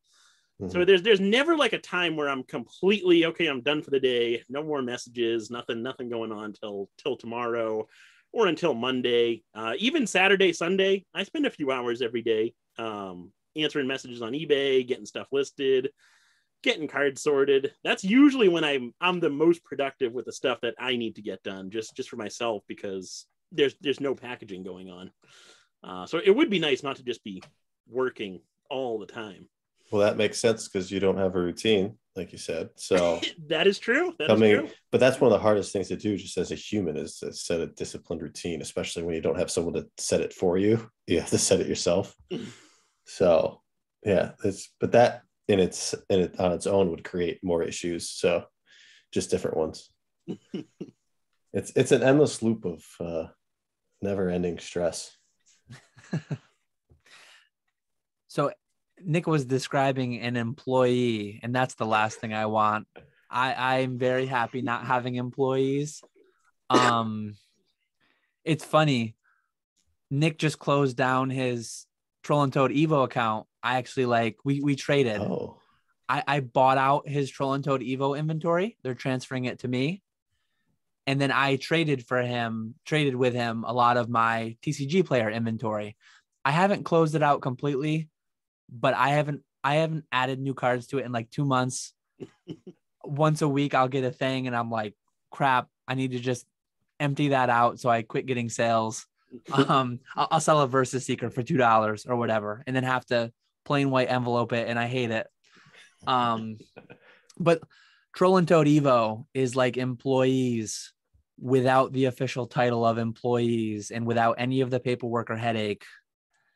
Really awesome. So yeah, Nick's mentioning about wanting someone to package for him, and he just fired all his packagers down in Kentucky. Which is just a funny thing I figured I'd point out. But what would make my day-to-day job better? I don't know. I'm really happy. I really I'm awesome. I'm glad I took the leap. Took you long enough. Yeah, I'm enjoying what I'm doing. I definitely have the benefit of a wife for like health insurance. I don't have to worry. Like that's a big thing for people leaving their full-time job, having to worry about health insurance, at least for US people. I set up an S corporation and I have a 401k through my business, and my boss is a pretty cool guy. He's chipping in employer match. So 401k match is there, but that's good. Yeah, cards to sell higher so that I made more money. I don't know really what to say to make it better. I mean, it would be better to have to work less hours and make more money, but that's kind of common sense and unreasonable things to ask for, though. Yeah, I think I've never really gotten set up to the point where I've made it truly feel like a business. I've always kept it so relaxed and just kind of unruly, which it was fun, but also just not the most efficient way to go about it. It's allowed me to stay sane at least. But like the one thing that hit me really hard when I was working like a lot in the beginning was just the fact of not working with other people. So like I had to start a podcast. I had to do something to like interact with somebody. That was the hardest thing for me when I first took that leap and started working full time. Like there was a lot of pressure on me. So I was just working 16, 17 hours a day and not talking to anybody. So that was really hard to start, but now I've balanced it too far on the other end where I'm just talking to people too much and not doing enough work. Yeah. Yeah, it's tough. One thing Nick mentioned too kind of resonated with me. I try to be good about it, but I'm not as good as I should be. Like I try to just work from 8 to 4:30 and then turn it off, family time, at least until the kids go to bed. Sometimes in that time frame, I'm checking my phone and replying quick to messages, and I need to be better about just like shutting it off. I guess that is like one thing that could be better, and it's just something I'm not doing well. I need to just turn it off, only be available during business hours, and that'll be a negative to some people though. I'll get some amount of extra negative feedback for not replying quick enough on eBay, but I just need to like see that as a cost of doing business the way that I want to do it. It's tough though. Yeah, I've gotten really, really good with that. It took me a while to get used to because you talk to people around the world in this business, so you're getting messages 24/7. And especially again, when you start and you're really grinding, like you feel like you have to answer every single one because you don't want to miss that opportunity. So yeah, that's a really hard thing to do for people. It took me a long time, but I'm much better at it now. Because people are patient. They'll wait. You might get a bad review, but most part they'll wait. Yeah. So I've got two more questions to bring it home for the Q&A portion. Kaio got us for another one. Would you rather hold strictly as an investment over the next 10 years, $10,000 worth of high grade, low pop Japanese promos, or a PSA 7 first edition Charizard? That's tough.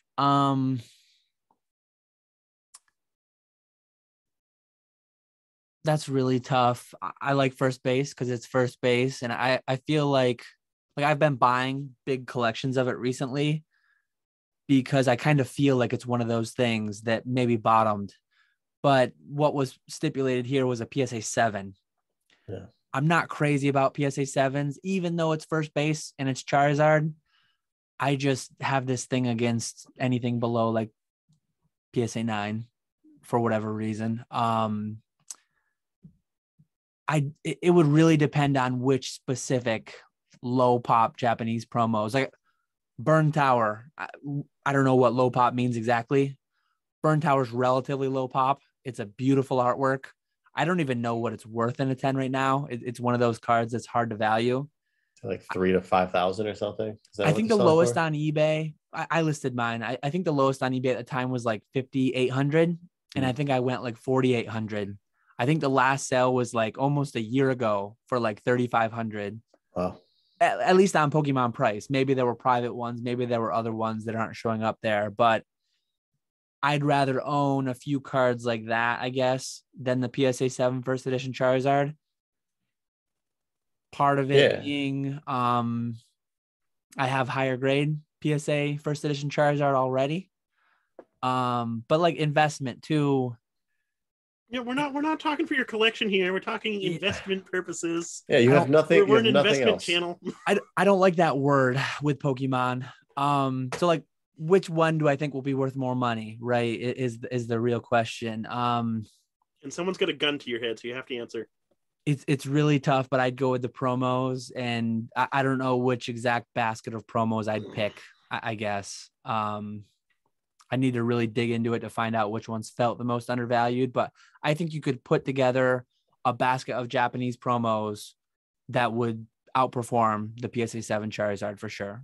Yeah, I agree. Higher risk, higher reward with the low pop Japanese promos. Base at Charizard, if you're I think the money would just kind of sit there, not move too much.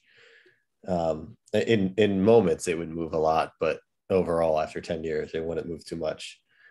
But the Japanese, the low pop promos, I guess there's just a higher potential, I think, to make more money because you're more diversified, and that's what they teach you. So if more cards, more diversified, I'd go with that.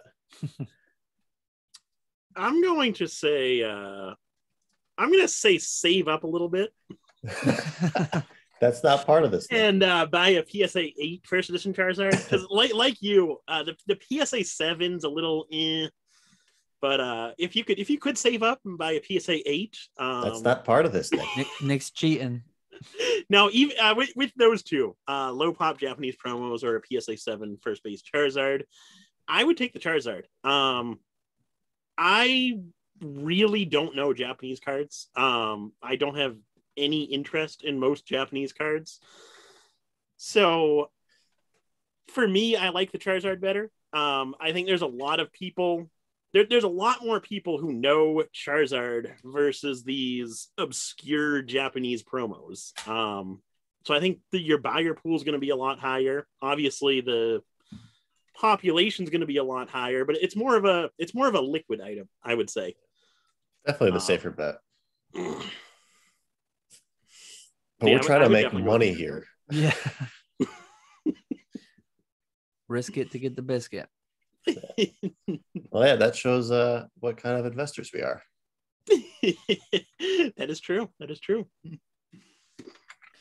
So the last question here, Shiny Light Bulb 1000. This one came in today, and I think it's a really good one. Looking for like money management advice or some commentary around money management.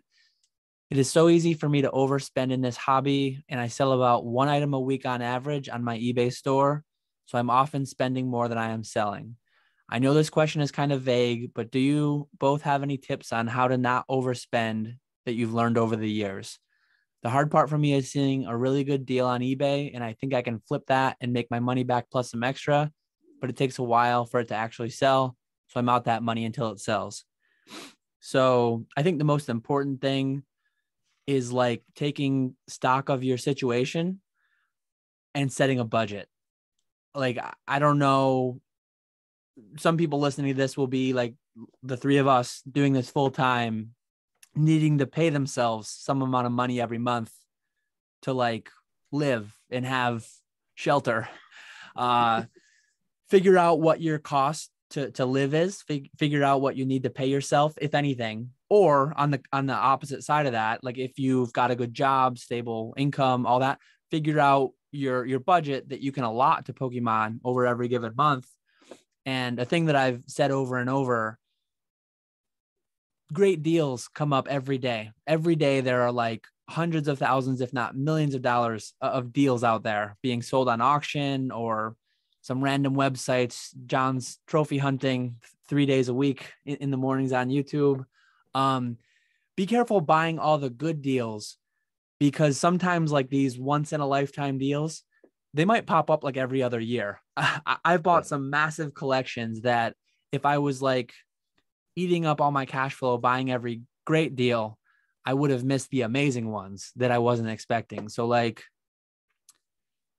the way that all works for me, I mean, my wife and I live pretty basic, and thankfully like her income almost covers our full household expenditures. So I don't really need to make too much money to like pay our bills or do our daily stuff. And I know like what I try to do is I try to look at what my sales were for the month, and I try to make my buys less than that. I'm really bad at it. Really bad. As we see from your purchase videos. Yeah. So it's a super simple solution, but it's easier said than done a lot of times. Yeah. So I set goals for what I want to pay myself on every year. And I do have some bare minimum though. Like I'm maxing out my 401k and things like that. So I do have some bare minimum amount that I'm going to pay myself every year. And yeah, if it gets to where massive collection comes through and I haven't using credit cards and having some amount of money in the bank to like smooth things out. A lot of times the strategy that I'll take, a $50,000 collection comes up on Heritage, I'll just buy it and then I'll just sell more the next few weeks and get it all sorted out. But it looks different for everyone. It depends on your situation, and you've just got to, generally speaking, you've either got to sell more than you buy, or if you have a stable job and you're like constantly putting money in, you've got to at least like stay under whatever your budget is. Yeah, or just sit back, call yourself a collector, and deal with it. Yeah. No, yeah, it's really, really simple. Is putting it on paper, putting it in Excel, putting together a budget. I mean, I've used what's that? There's like personalcapital.com. There's Mint. There's plenty of resources to like put all that stuff together, calculate everything you need, and yeah, self-control. I guess maybe go see a therapist. Self-control. Go talk to Jake. Yeah, go talk to Pokenomics. It's tough. Like I will forever struggle with that. We will have like that's just what collectors do. And when you're constantly looking, maybe stop looking for a little bit. When you're constantly looking, you'll always find something. Oh yeah. Always That's a find good something. point. It's So- tough to not be looking with your phone though. Play Everything's right on your phone. play a game. Download a new app. I've missed, like, I've been good. I've been bad in that I've been buying too much, but I've been good in not like searching eBay. I'm still a very small channel, but I've gotten a lot more. Hey, this is my collection. Buy it from me. I've been getting more of that, and then Golden Heritage PWCC. I usually look there, but I've been good in not looking at eBay auctions. But I've been missing it. Like I've been actively missing it. So it is tough. You're having eBay auction withdrawals. Yeah, it's tough. Yeah, I used to be terrible, absolutely terrible with money. When I was working on the ship, I'd come home with a nice big fat bank account, and by the time I went back to work, I was almost back down to zero. But a lot of that money went into Pokemon, so it worked out well for me. So that would be my advice. Live life on the edge. It's a great motivator. No, it's a great motivator. Like There we go. I've heard it plenty of times of like someone like Norm Macdonald, comedian who passed away, but he went bankrupt or lost all his money, gambled it away, I think 2 or 3 separate times. And then it like motivated him to go back and do a new movie or go back and do a new show and make more money. Yep. So yeah, that was always my motivation to go back on the ship, go back to work, is couldn't afford to be at home anymore. We lost Dan. Where'd he go? Dan left us. I'm here. But no, luckily I got a lot better with that. Yeah. Now that I am full time and really relying on myself to make money, I have gotten a lot better, especially recently. This year I'm starting off strong about passing up certain opportunities and kind of waiting, like you said, Dan, for that, passing the good opportunities and waiting for the great opportunities. So hopefully I can keep that up. That's one of my goals for this year. We'll see how that goes. Maybe just like send it one time, spend all your money, see how it feels, and you'll learn from it. I think that's a good way to do it. Yeah, having to eat is like a good motivator. If you don't know where your next meal is coming from, if you're running that tight, it's a good motivator to get stuff sold. Yeah. That's a really good question though, because 8 years into it now, I still like, I'll occasionally have a month where I did a collection buy video a month or two ago where I spent like 35 grand with Heritage and then another 5 figures on eBay viewer collections. And I've run a little bit tight here and there, but it's tough. Yeah. I mean, I locked up a lot of money in these trophy cards and I don't want to sell them. And it's so hard. And I've been sitting on this PSA 9 first edition Blastoise for a long time. And I heard you messaged me the other day about selling one. I was like, maybe it's time to sell it. Maybe I got rid of it.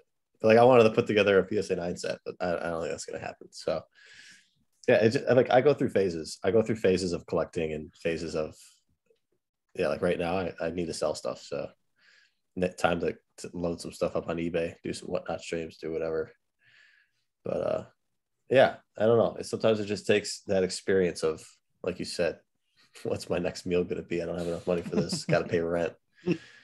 So take some life experience to get there. Yeah, I'm still in a state of, I have thousands of cards yet to come back from PSA and CGC. I still have, like, people can't buy it if it's not listed. And I still have a big backlog of things to list. So I really should just spend a month halt buying anything and just list. But I don't. Before this started recording, we were just talking about Golden, and I've got a tab open for when we're done so that I can like browse it quick. Yeah. But like, that's like, at least the stories of like the local card shops or collectible shops that I grew up by, like they just accrue stuff. And by the time they're ready to retire, they have millions of dollars in inventory and they can fire sell it if they want and have a great retirement little nest egg. So, Mhm. you know, it's sometimes like it's good in a way to just like struggle and hold on to stuff and just accrue and forget about things. It can be. It can also be awful, but It's like, worked out well. Like I wish I fire sold everything in 2020, right? Like I wish I just yeah. that's hindsight is 2020. But my first several years of just hoarding everything, and like I started with $5,000 and I bought collections and sold off what I didn't want and rinse and repeat to build up to what I have now. And my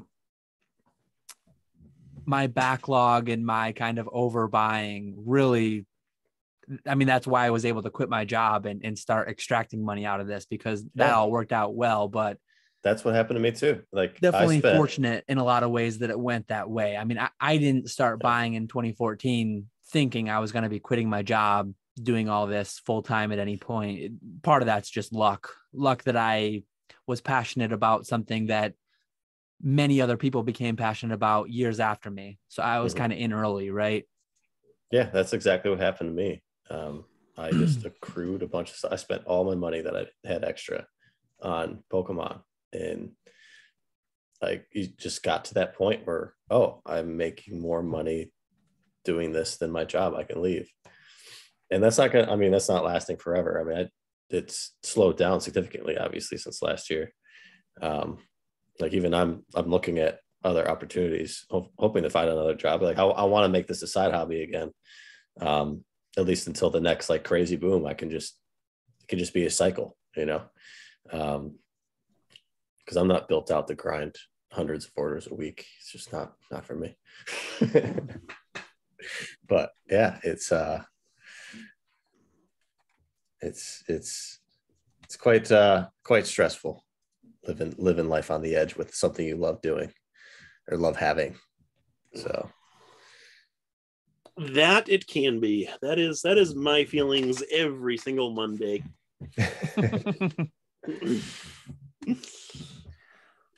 I can't stand. I hate Mondays. Between all the packaging. I thought that was supposed to, like, after you leave a company, after you leave your 9 to 5, you're not supposed to say that anymore. No, it still applies. Sounds like you got to work harder on Sundays. Yeah. Yeah, now you're really revving up TCG Player, so it's only gonna get worse. Well, TCG Direct though, right? Yes, that's been working out well. I'm really excited about TCG Player. I've been kind of slacking on eBay lately, listing new things on eBay because I've been focusing so much attention on TCG Player. I opened so I had 20 boxes of Fusion Strike, Chilling Reign, and Battle Styles listed on eBay for, if they sold, I would lose a little bit of money after all the eBay fees, the shipping, and all that stuff. And they just weren't selling. So I ended up opening all of those boxes, and I'm starting to sort through the cards, get all those listed on TCG Player. I'm at the point now where I want to turn this into a video, like comparing TCG Player to Evo. I'm at the point now where I have 14,000 cards listed on TCG Player. And it takes up 3 monster boxes, which is definitely not worth $45 a month in rent. But yeah, no, sales have been going well. I just qualified for TCG Direct, which is similar to Evo, where they fulfill all the individual orders, and then you got to store it though, and then you got to ship it every $300 in sales, or every 2 weeks, whichever comes first, you have to mail whatever you sold to TCG Player. And they're like 40 minutes from me. I hadn't realized until like a year ago, maybe. TCG Player is hiring a head of partnerships, but it sounds like they're not as great as Troll and Toad here, huh? Hunter? Oh, they're way better. Trolling Toad's better. awesome.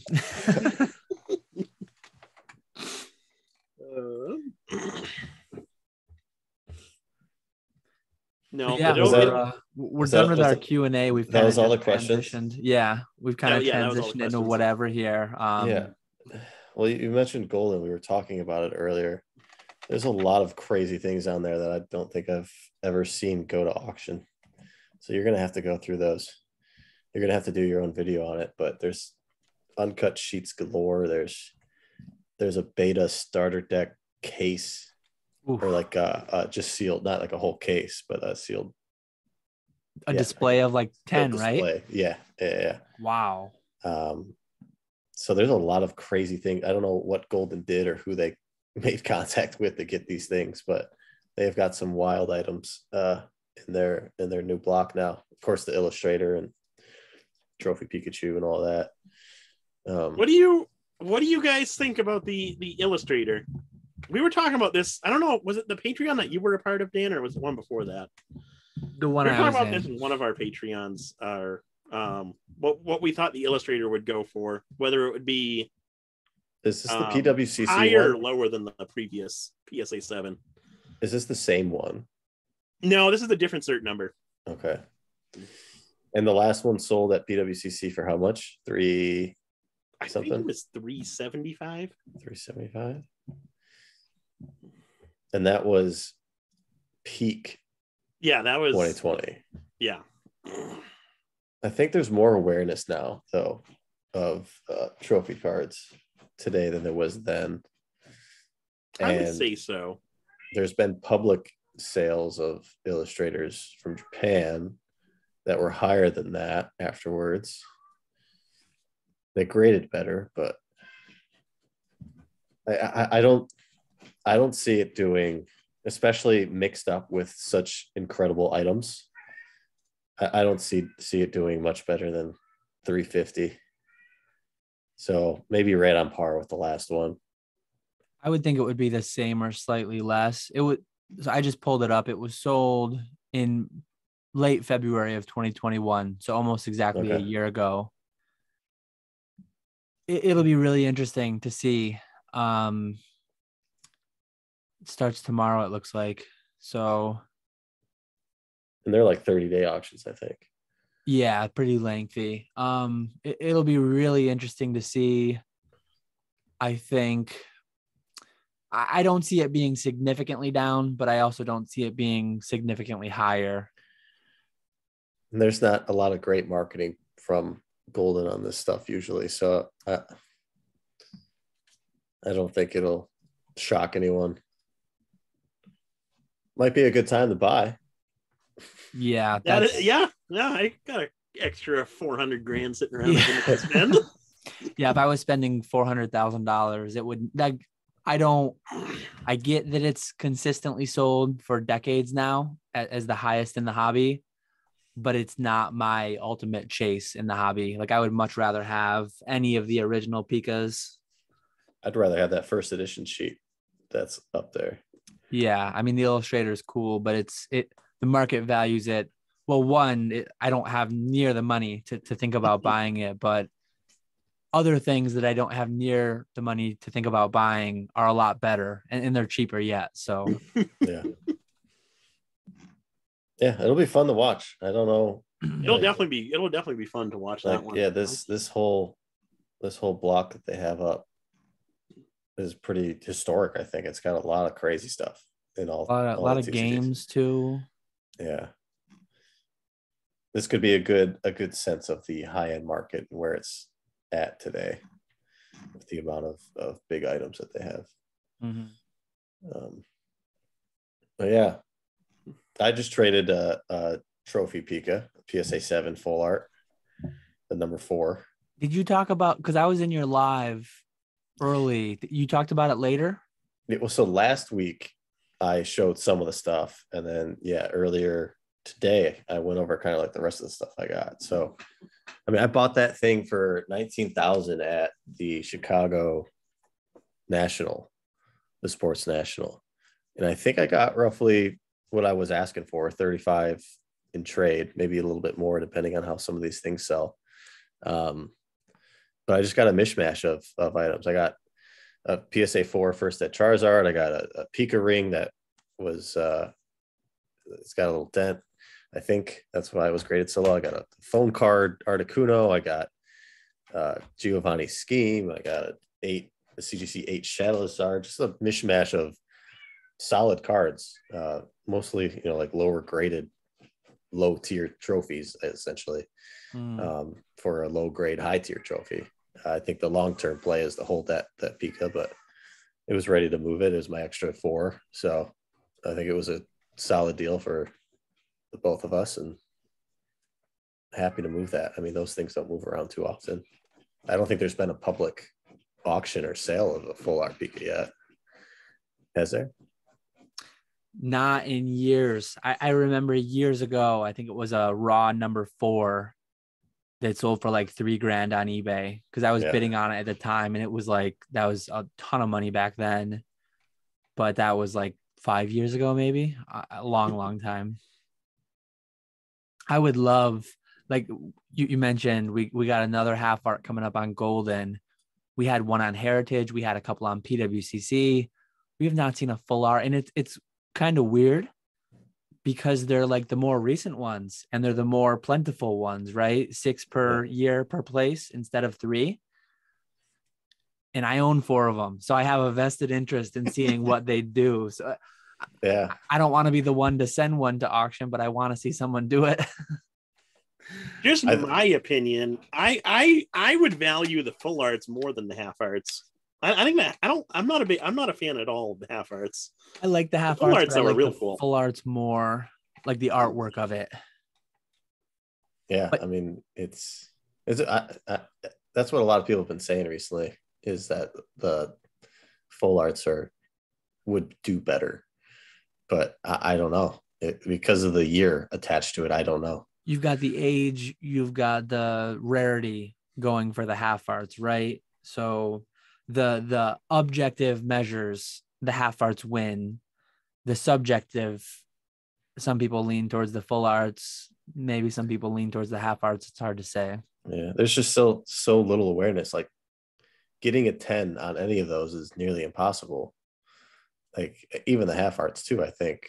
But just the full arts are notoriously not 10 candidates. I mean, you've graded a few, right? I've graded a few now. Yeah, I've graded 6 in total. I think I graded every one I ever owned, and 5 were 9s and 1 was an 8.5. Which I own now. Yep. Yeah, the number 2. The number 2, which is the one oddball. I have a full 9 set except for that. If that graded a 9, I probably still would have sold it, but I would have definitely been a little more patient with it. Yeah. That was a quick flip. Yeah. I want to regrade it, but it's tough. Yeah. Even if you downgrade it to an 8, you're going to get upcharged probably. Like the tier that's going to require is going to be high, but maybe you sneak through since there's been no public sale. I graded the number 1 PSA 9 at, I think, the $500 tier, maybe $300 tier. Didn't get upcharged. Wow. Nice. That's crazy. Yeah. So the 300 allows for a $5,000 card.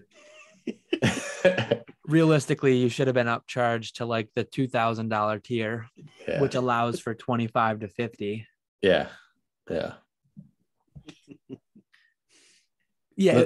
It's just, no one knows about them. It's just still. Yeah. They're in an interesting place. We'll see what happens. One thing with the full arts too is, like, we're in this weird spot with Worlds being canceled, delayed, whatever. If 2020 Worlds had happened, I think like the general opinion was that it was going to be full art. They did 10 years of the half art. Presumably they were going to do 10 years of the full art. Well, now we're at the point where potentially the third Worlds is being canceled, and they had done 6. So are they really going to do a 3-year gap and then come back and do what would have been the 10th year, stick with the full art? Or are they just going to shake it up and say, hey, we've been out of this for 3 years. We're on like all these new designs in the TCG. Let's do a new trophy. And then it'll be an interesting thing because the half arts had 3 per year and they went for 10 years. So there's like 30 of each, right? 30 of each art by place across the years. Everyone in their minds had kind of thought, well, each full art's going to be 60, but we kind of got paused at 36. Yeah. So 36 is still more than 30, but it's not like the double 30 that we thought we were headed towards. There's kind of an interesting thing at play there. Yeah. I mean, I'd assume they stay with a full art, but they'll change the graphic. Yeah. Yeah. I don't know. Like what other design could they do? They're still doing full arts. They could do a hyper rare. That'd be terrible. Will they do rainbow rare gold? Oh, like I hope gold, not. Full silver, full bronze. Like I hope they do not go rainbow rare. That would be. I mean, mine would look way better, right? And That's true. That's true. You might want them to go that route. Maybe it would be bullish for the ones I own. They just stop it entirely. No more cards. There we go. It'll be interesting to see what happens with that. Yeah. Yeah, I can't imagine that they will be change it up interesting. though. I'm sure they were sitting on those 2020 trophy cards somewhere. Oh yeah, like what happens when those leak out, when the festival packs leak out? Yeah. Because they have to have all that stuff. I'd say at least 2020. I don't know about 2021. They might not have printed them yet because it was March when everything shut down, right? I don't think they officially canceled Worlds until later, but I forget exactly when it was. I think it was probably June or something. May. Yeah, maybe. I don't know when they would print that stuff, how much notice, because I don't. Well, they printed Celebrations back in June or July, but that's a regular mass printed set. Right. Yeah. I think there's a strong possibility in my mind that the 2020 Worlds promos and everything were somewhere. Maybe they destroyed them, but who knows? Probably some snuck out. Oh yeah, I always do. They always do. Yeah. There was another illustrator listed on Zen Market for 1 point some million recently. Graded or no, raw. Wow. Raw. Another Pokino special, another extra copy. There's more extra copies than there are actual copies at this point. Yeah. Yeah, that stuff. Too rich for my blood. Yeah, same. I just like looking at it. Dreaming about it. Yeah. You guys want to talk on what is it? 2.5 weeks now? We're all gonna be in the same place. Yeah. Orlando Collecticon. Orlando Collecticon. I cannot wait. I am so excited for that. Did you guys go to the last one? I've not been to a Collecticon. Make Dallas. Because I heard the last one was just kind of a meh. It was just like they tried to put on some show, and it wasn't. To me, it didn't seem like it was about the cards and the fun of buying, selling, collecting. It was like just this hyped up weird show with Ice Cube performing, and just Vanilla didn't Ice, seem like right. perfect. Oh yeah, not Ice. Yeah, Vanilla Ice. I think he's performing at this one, isn't he? On Saturday. Is he really? Yeah. Well, we'll see how that goes then. I mean, it's definitely, these card shows have evolved quite a bit very quickly. I think Pokemon Worlds was always the epitome, the perfection of a collector gathering. And then all those typical card shows were just so run down and whatever. But now they've gotten so nice, so big, maybe too big, and unfocused on the wrong things. But I'm excited. There's going to be a ton of people there that we know, a lot of our friends. Yeah. Yeah, we'll all be there. We'll have to rip some Fortnite.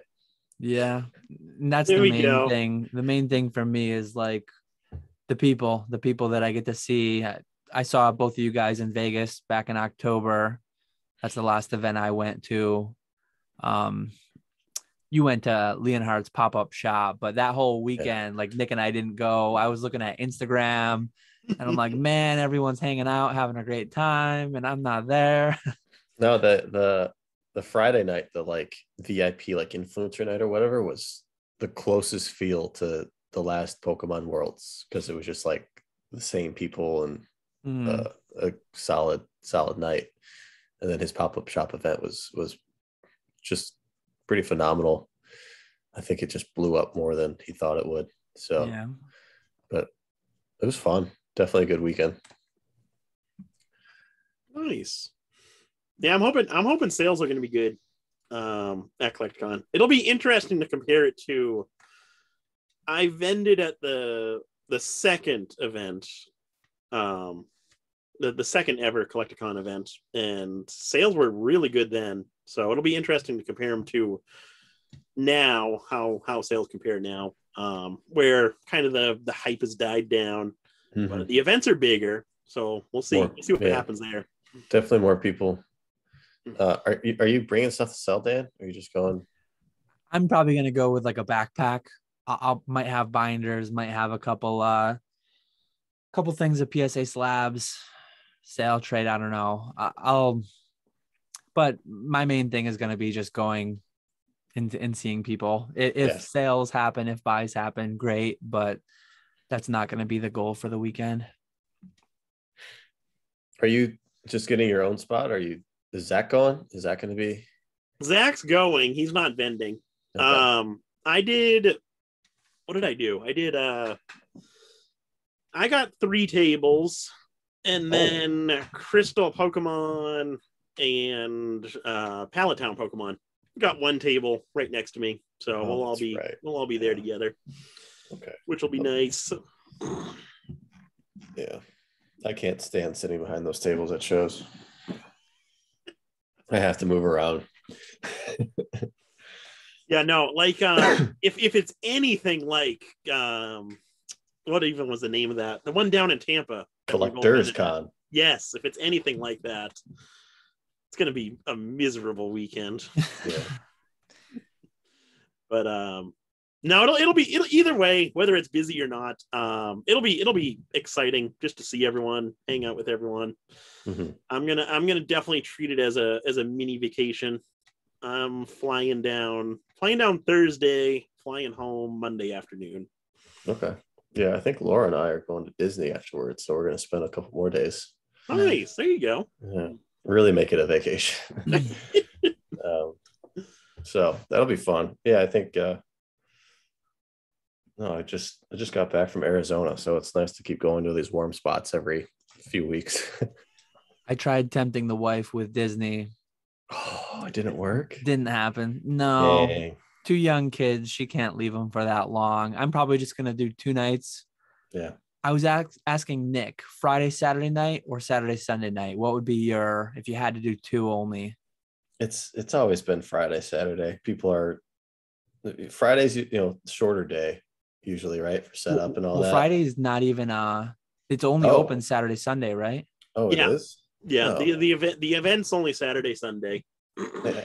Yeah, I mean, I think flying in Friday night and leaving Sunday night would be the go-to, but people like to hang out and do stuff.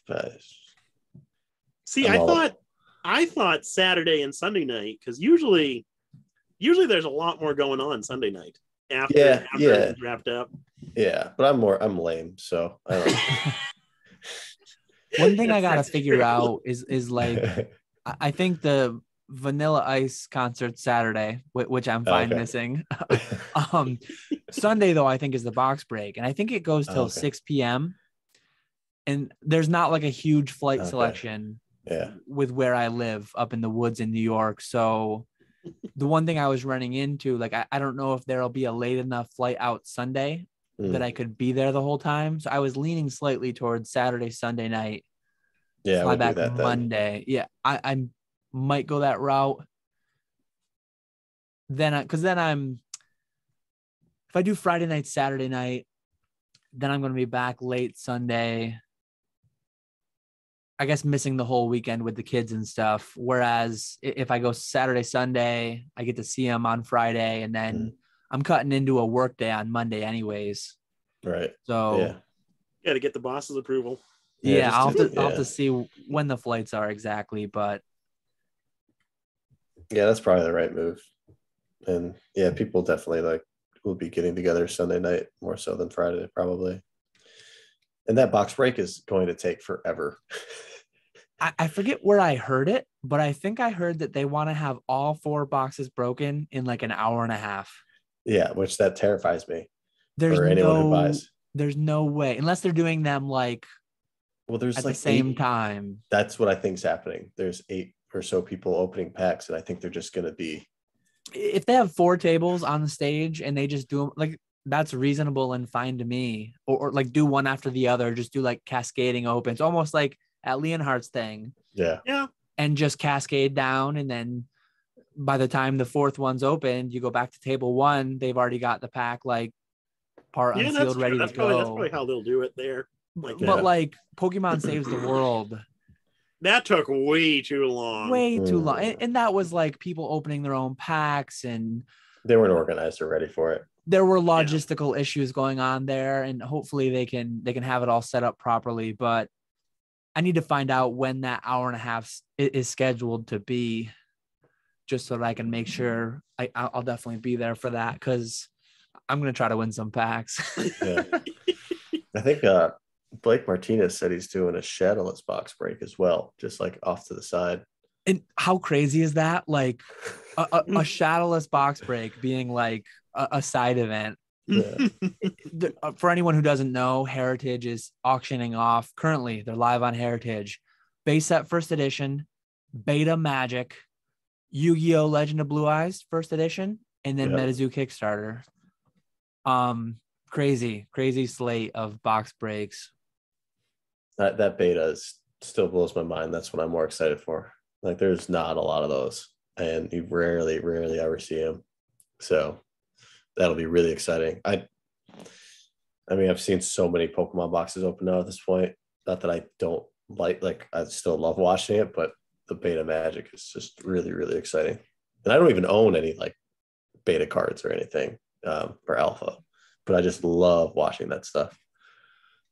I've picked up a couple odd alpha magic cards like BGS 9, PSA 9. Just my cousins played it. I never got into it, but I remember some arts that my cousins had. Probably not alpha or beta, probably unlimited or whatever, revised. But I've just been picking up some that feel nostalgic. I've seen them before and I recognize them. I couldn't even tell you what what they're titled now, the names of the cards, even having bought them. Yeah. But yeah, I'm so excited for the atmosphere. If a beta Lotus gets pulled, if a base first Charizard gets pulled. Bigfoot Kickstarter. Hopefully out of your pack. Yeah. No, it'll definitely be a good time. For sure. Yeah. I'm super excited. Any other hot topics, pressing topics you guys have? I think we covered about everything that I wanted to. Yeah, it just seems so slow these days because you can't grade anything. Everybody knows what's going on. There's so much information out there now. It's tough to have any hot takes or anything, but I'm just waiting for the first Magic first snap set to get put together now that the Magikarp's out there. So the Pikachus that have come up in the past, were they ever sold successfully, or do we not really know? Not the last one, and the one that was listed and then delisted. Yeah, the one that was 10 or 12 years ago, I wasn't around for, so I don't know what happened to that. But someone's got them. Yeah. Someone's got them. But yeah, busy year for sure with all this Pokemon stuff happening, all these shows popping up. Like that's the next thing that everyone's going to talk about is what companies are going to fail, what companies are going to blow up, what shows are going to what's going to be the next Comic-Con, but for cards now. Mm-hmm. So this, like, we're again in another infancy of a new era of Pokemon and card collecting. Collecticon just launched last year, right? Yeah. Yeah, And they launched right with COVID. they seem to have like a foothold. Like they seem to be the one most people are going to, right? Like, yeah, I think they're definitely going to become the one, at least for like TCGs, Pokemon especially. Yeah. I don't know how Dallas was, but both the Collecticons in Fort Worth, Texas, it was like 95% Pokemon. Yeah. and I kind of bummed, but like part of the reason I'm looking to go to Orlando now is because Charlie, for people who know Churlocker, Legends Expo was supposed to happen in October, right? Mm-hmm. And then it was supposed to happen in April. I don't know 100%, but it seems pretty unlikely that it's going to be happening. Postponement again. Definitely his plans for what that could become, I'm on board with it, and I love Charlie.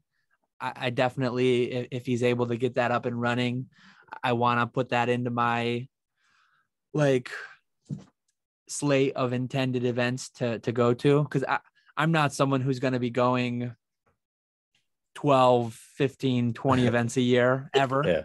Yeah. 2 to 4 is what I've told the wife is my intent, and two to 4 feels like a good number. 4, what I kind of envision is like Worlds would be a staple. Yeah. Because it's Worlds, and then maybe a couple Collecticons, and then maybe Legends Expo, something of that nature. Maybe a wild card in there if something else interesting popped up, but I know, John, I think Charlie has a you're a world traveler going to four events a month left and right. Yeah, it's been absolutely wild. I mean, I definitely took advantage of the opportunities to go to all these things and do it all. I think, like, you know, you can always kind of have a little anxiety flying once you first start, like getting used to it. Then you get super comfortable. Then I got too comfortable, so I have anxiety flying again because I just did it too much. But yeah, it's, you know, I would like to get more selective now because I've done it all and it's become the same event almost every time, the same people, same thing, same and all that, which is great. I love the people I get to see, but it's just expensive, and it's oh yeah, you gotta be sure you're looking out for the benefits of the business and all that too. So I'm hoping to get more selective with it. You know, Laura gets invited to all these things, and which is, she's always, you know, going to be the face of a lot of these things, I think, too. So I'll just be tagging along with her. Yeah. Which is great. You know, she's crushing it. And so it's a lot of fun being a part of that. But yeah, Charlie's Legends Expo is, I think, truly going to be set up to be the big event if it catches the right wave. He's got a lot more in-depth plan for those types of events to include a lot more people. So I think his events lined up to be huge. It's got to happen. You got to get it running. Got to get his feet wet. Yeah. And see where it goes. Yeah, hopefully it does happen. That would be a nice one because it was going to be right in Virginia. So that's a relatively easy drive as opposed to having to fly down. Yeah, geographically that is better for all of us. We're all up in the Northeast. Yeah. And Collecticon was supposed to have either a Boston or New York. Hopefully next year they will. So bummed they didn't. I think part of the reason they didn't is just because of the pandemic regulations or whatever are a bit more I was told, I think. I was told Boston, so I was really excited for that one. But Yeah, I was talking to I forget who, one of the brothers though. And he was saying they were tentatively planning one for Boston. I was talking to him at the Pokemon Saves the World event, and yeah, then they released a schedule, and closest one to Boston's North Carolina. Charlotte is one. I'm gonna try to make Charlotte probably. When is I'll Charlotte? stay at Rusty's house. It's in June. Oh boy, I have a wedding to go to in June. Hopefully it lines up right. Let's hope so. June 4th to 5th. Hmm. Do you know when your wedding is or no? It's in June. I don't know. Well, you got like a 1 in 4 shot probably. Yeah. It hits that weekend. Yeah. 75% chance it's not that weekend. So hopefully you hit. Well, with my luck in Vegas, it's definitely that weekend. Yeah. Oh yeah, you had a rough. Did you have a rough go during that Pokemon Saves the World event? I think everybody did that was playing. We left some money in Vegas. Yeah. The Pokemon Saves the World event, I did pretty good. The casinos in Vegas, they definitely didn't have very much luck there. Well, we did good on our packs in that we pulled a lot of hollows and stuff, but we still lost several $1,000s. Oh yeah. Good times though. Good times for sure. Oh, absolutely. That was a lot of fun. Yeah. But yeah, I think we've got to be at or around 2 hours, right? We're 2 hours 20 minutes now. So okay. So yeah. I think this will do. Very much appreciate you coming on, John. It's always great to chat and yeah, no, good to see you. And, thanks for including me in a couple of weeks. Yeah, I'll see you guys down in Orlando and appreciate the invite. I always love doing this stuff. I'm getting old now, so it's getting late, but yeah. I mean, you got kids. I can have a lot of complaining.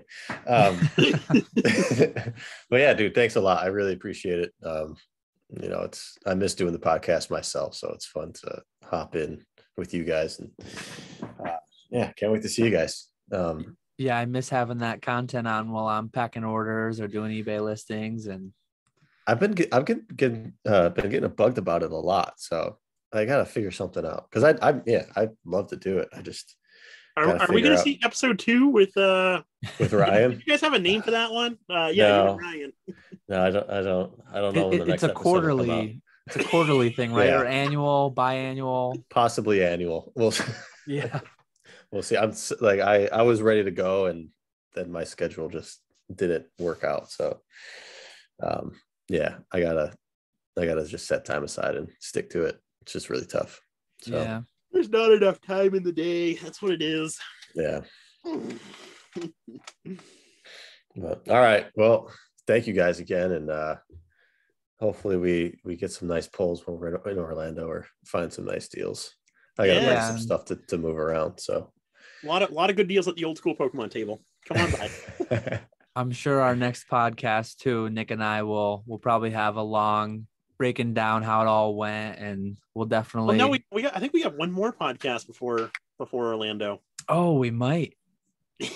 You should do a challenge. Do like a $5,000 challenge or something. Take $5,000 with you, buy what you can, and see how you can flip what it can turn into. That would be a cool video, actually. That would be. I'm gonna buy. I have no idea what beta packs go for. I'm gonna buy one of those and hit a Lotus. They probably go for a lot more than $5,000 though, if I had to guess. Honestly, well, 5 times there's 60 packs. What if they go for $5,000 at 60? How does that? 300,000? I don't think they're that much. I didn't even realize there were 60 packs. There's 60 packs, right? Aren't there like 15 card packs too? Or no, it is 30. Is it 30 packs? It might be 30, not 36. Because I think they're 15 card packs. Maybe it's 36. Yeah, that's right. They are thick. That's right. Open Boosters did that. I watched some of his series on opening a box. It is 30. It's 12, 12, 12. Yeah, it's 36. So those will. I'd imagine they're over 10 grand. I would think they're more than a base first box. I don't think they are, which is the crazy thing. Oh, but I don't think I gambled 10 grand on first Shadowless and Unlimited. I don't think I'm going to go 10 grand on beta, which I don't even know. Who knows though? Maybe Scott will win 4 packs and I'll win 2 again. And yeah, well, I'm not going in with you on a beta pack. I hate to say it. You're gonna regret that. Yeah, no, I'm probably not even going to touch them. Not even going to throw in a low bid. You'll throw in what you think is a low bid, but then it'll end up being a high bid, and you'll win the whole box. Yeah. Oh God. But yeah, good upcoming content to look forward to. Talking about Orlando more and more Orlando, recounting our journeys with John down in Orlando in a couple episodes. So yeah. Thanks everyone for watching. Thanks for all the questions. Some great conversations we had, and got to get the additional insight of Radar in. So you're getting more bang for your buck than just Nick and I as usual. So it's always fun to have a guest on, get some additional insight. Definitely we had some good split, like different takes on certain topics. So that's always good to see. Differing opinions this time. Yeah, well, I'm definitely a little bit more wild and rambunctious with my money and when I'm buying, so it's a little different than what you guys do, I guess, right? I guess before we close it out, just to keep the meme continuing. John, do you return your shopping carts when you're done shopping? I do, and okay. I'm so glad that you guys have brought that up, because it's something that I've been asking people for years, and it's the true way to determine how a governing or a self-governing system will work or not. So Nick would be one of the savages just bringing the end to civilization. He clearly can't self-govern. I so want to do a video of me just in the parking lot with like no cars around and just hucking the carriage and across. That'd be so funny. I don't have the YouTube production quality though. I just bought a new car and I traded in my old one. Like if I was still driving that 09 that I would have volunteered my car to be like the prop for that video, to just get the cart smashed into. That would be funny. But for anyone who's stuck around for 2.5 hours, we appreciate you and figured we'd throw the meme in there. So hopefully that's appreciated. But we could carry on for another hour. We might as well close it out now. So yeah, I gotta go to bed. Yeah. Thanks again, John, for joining us. Thanks again, everyone, for watching. We will catch you all later. Have a good one.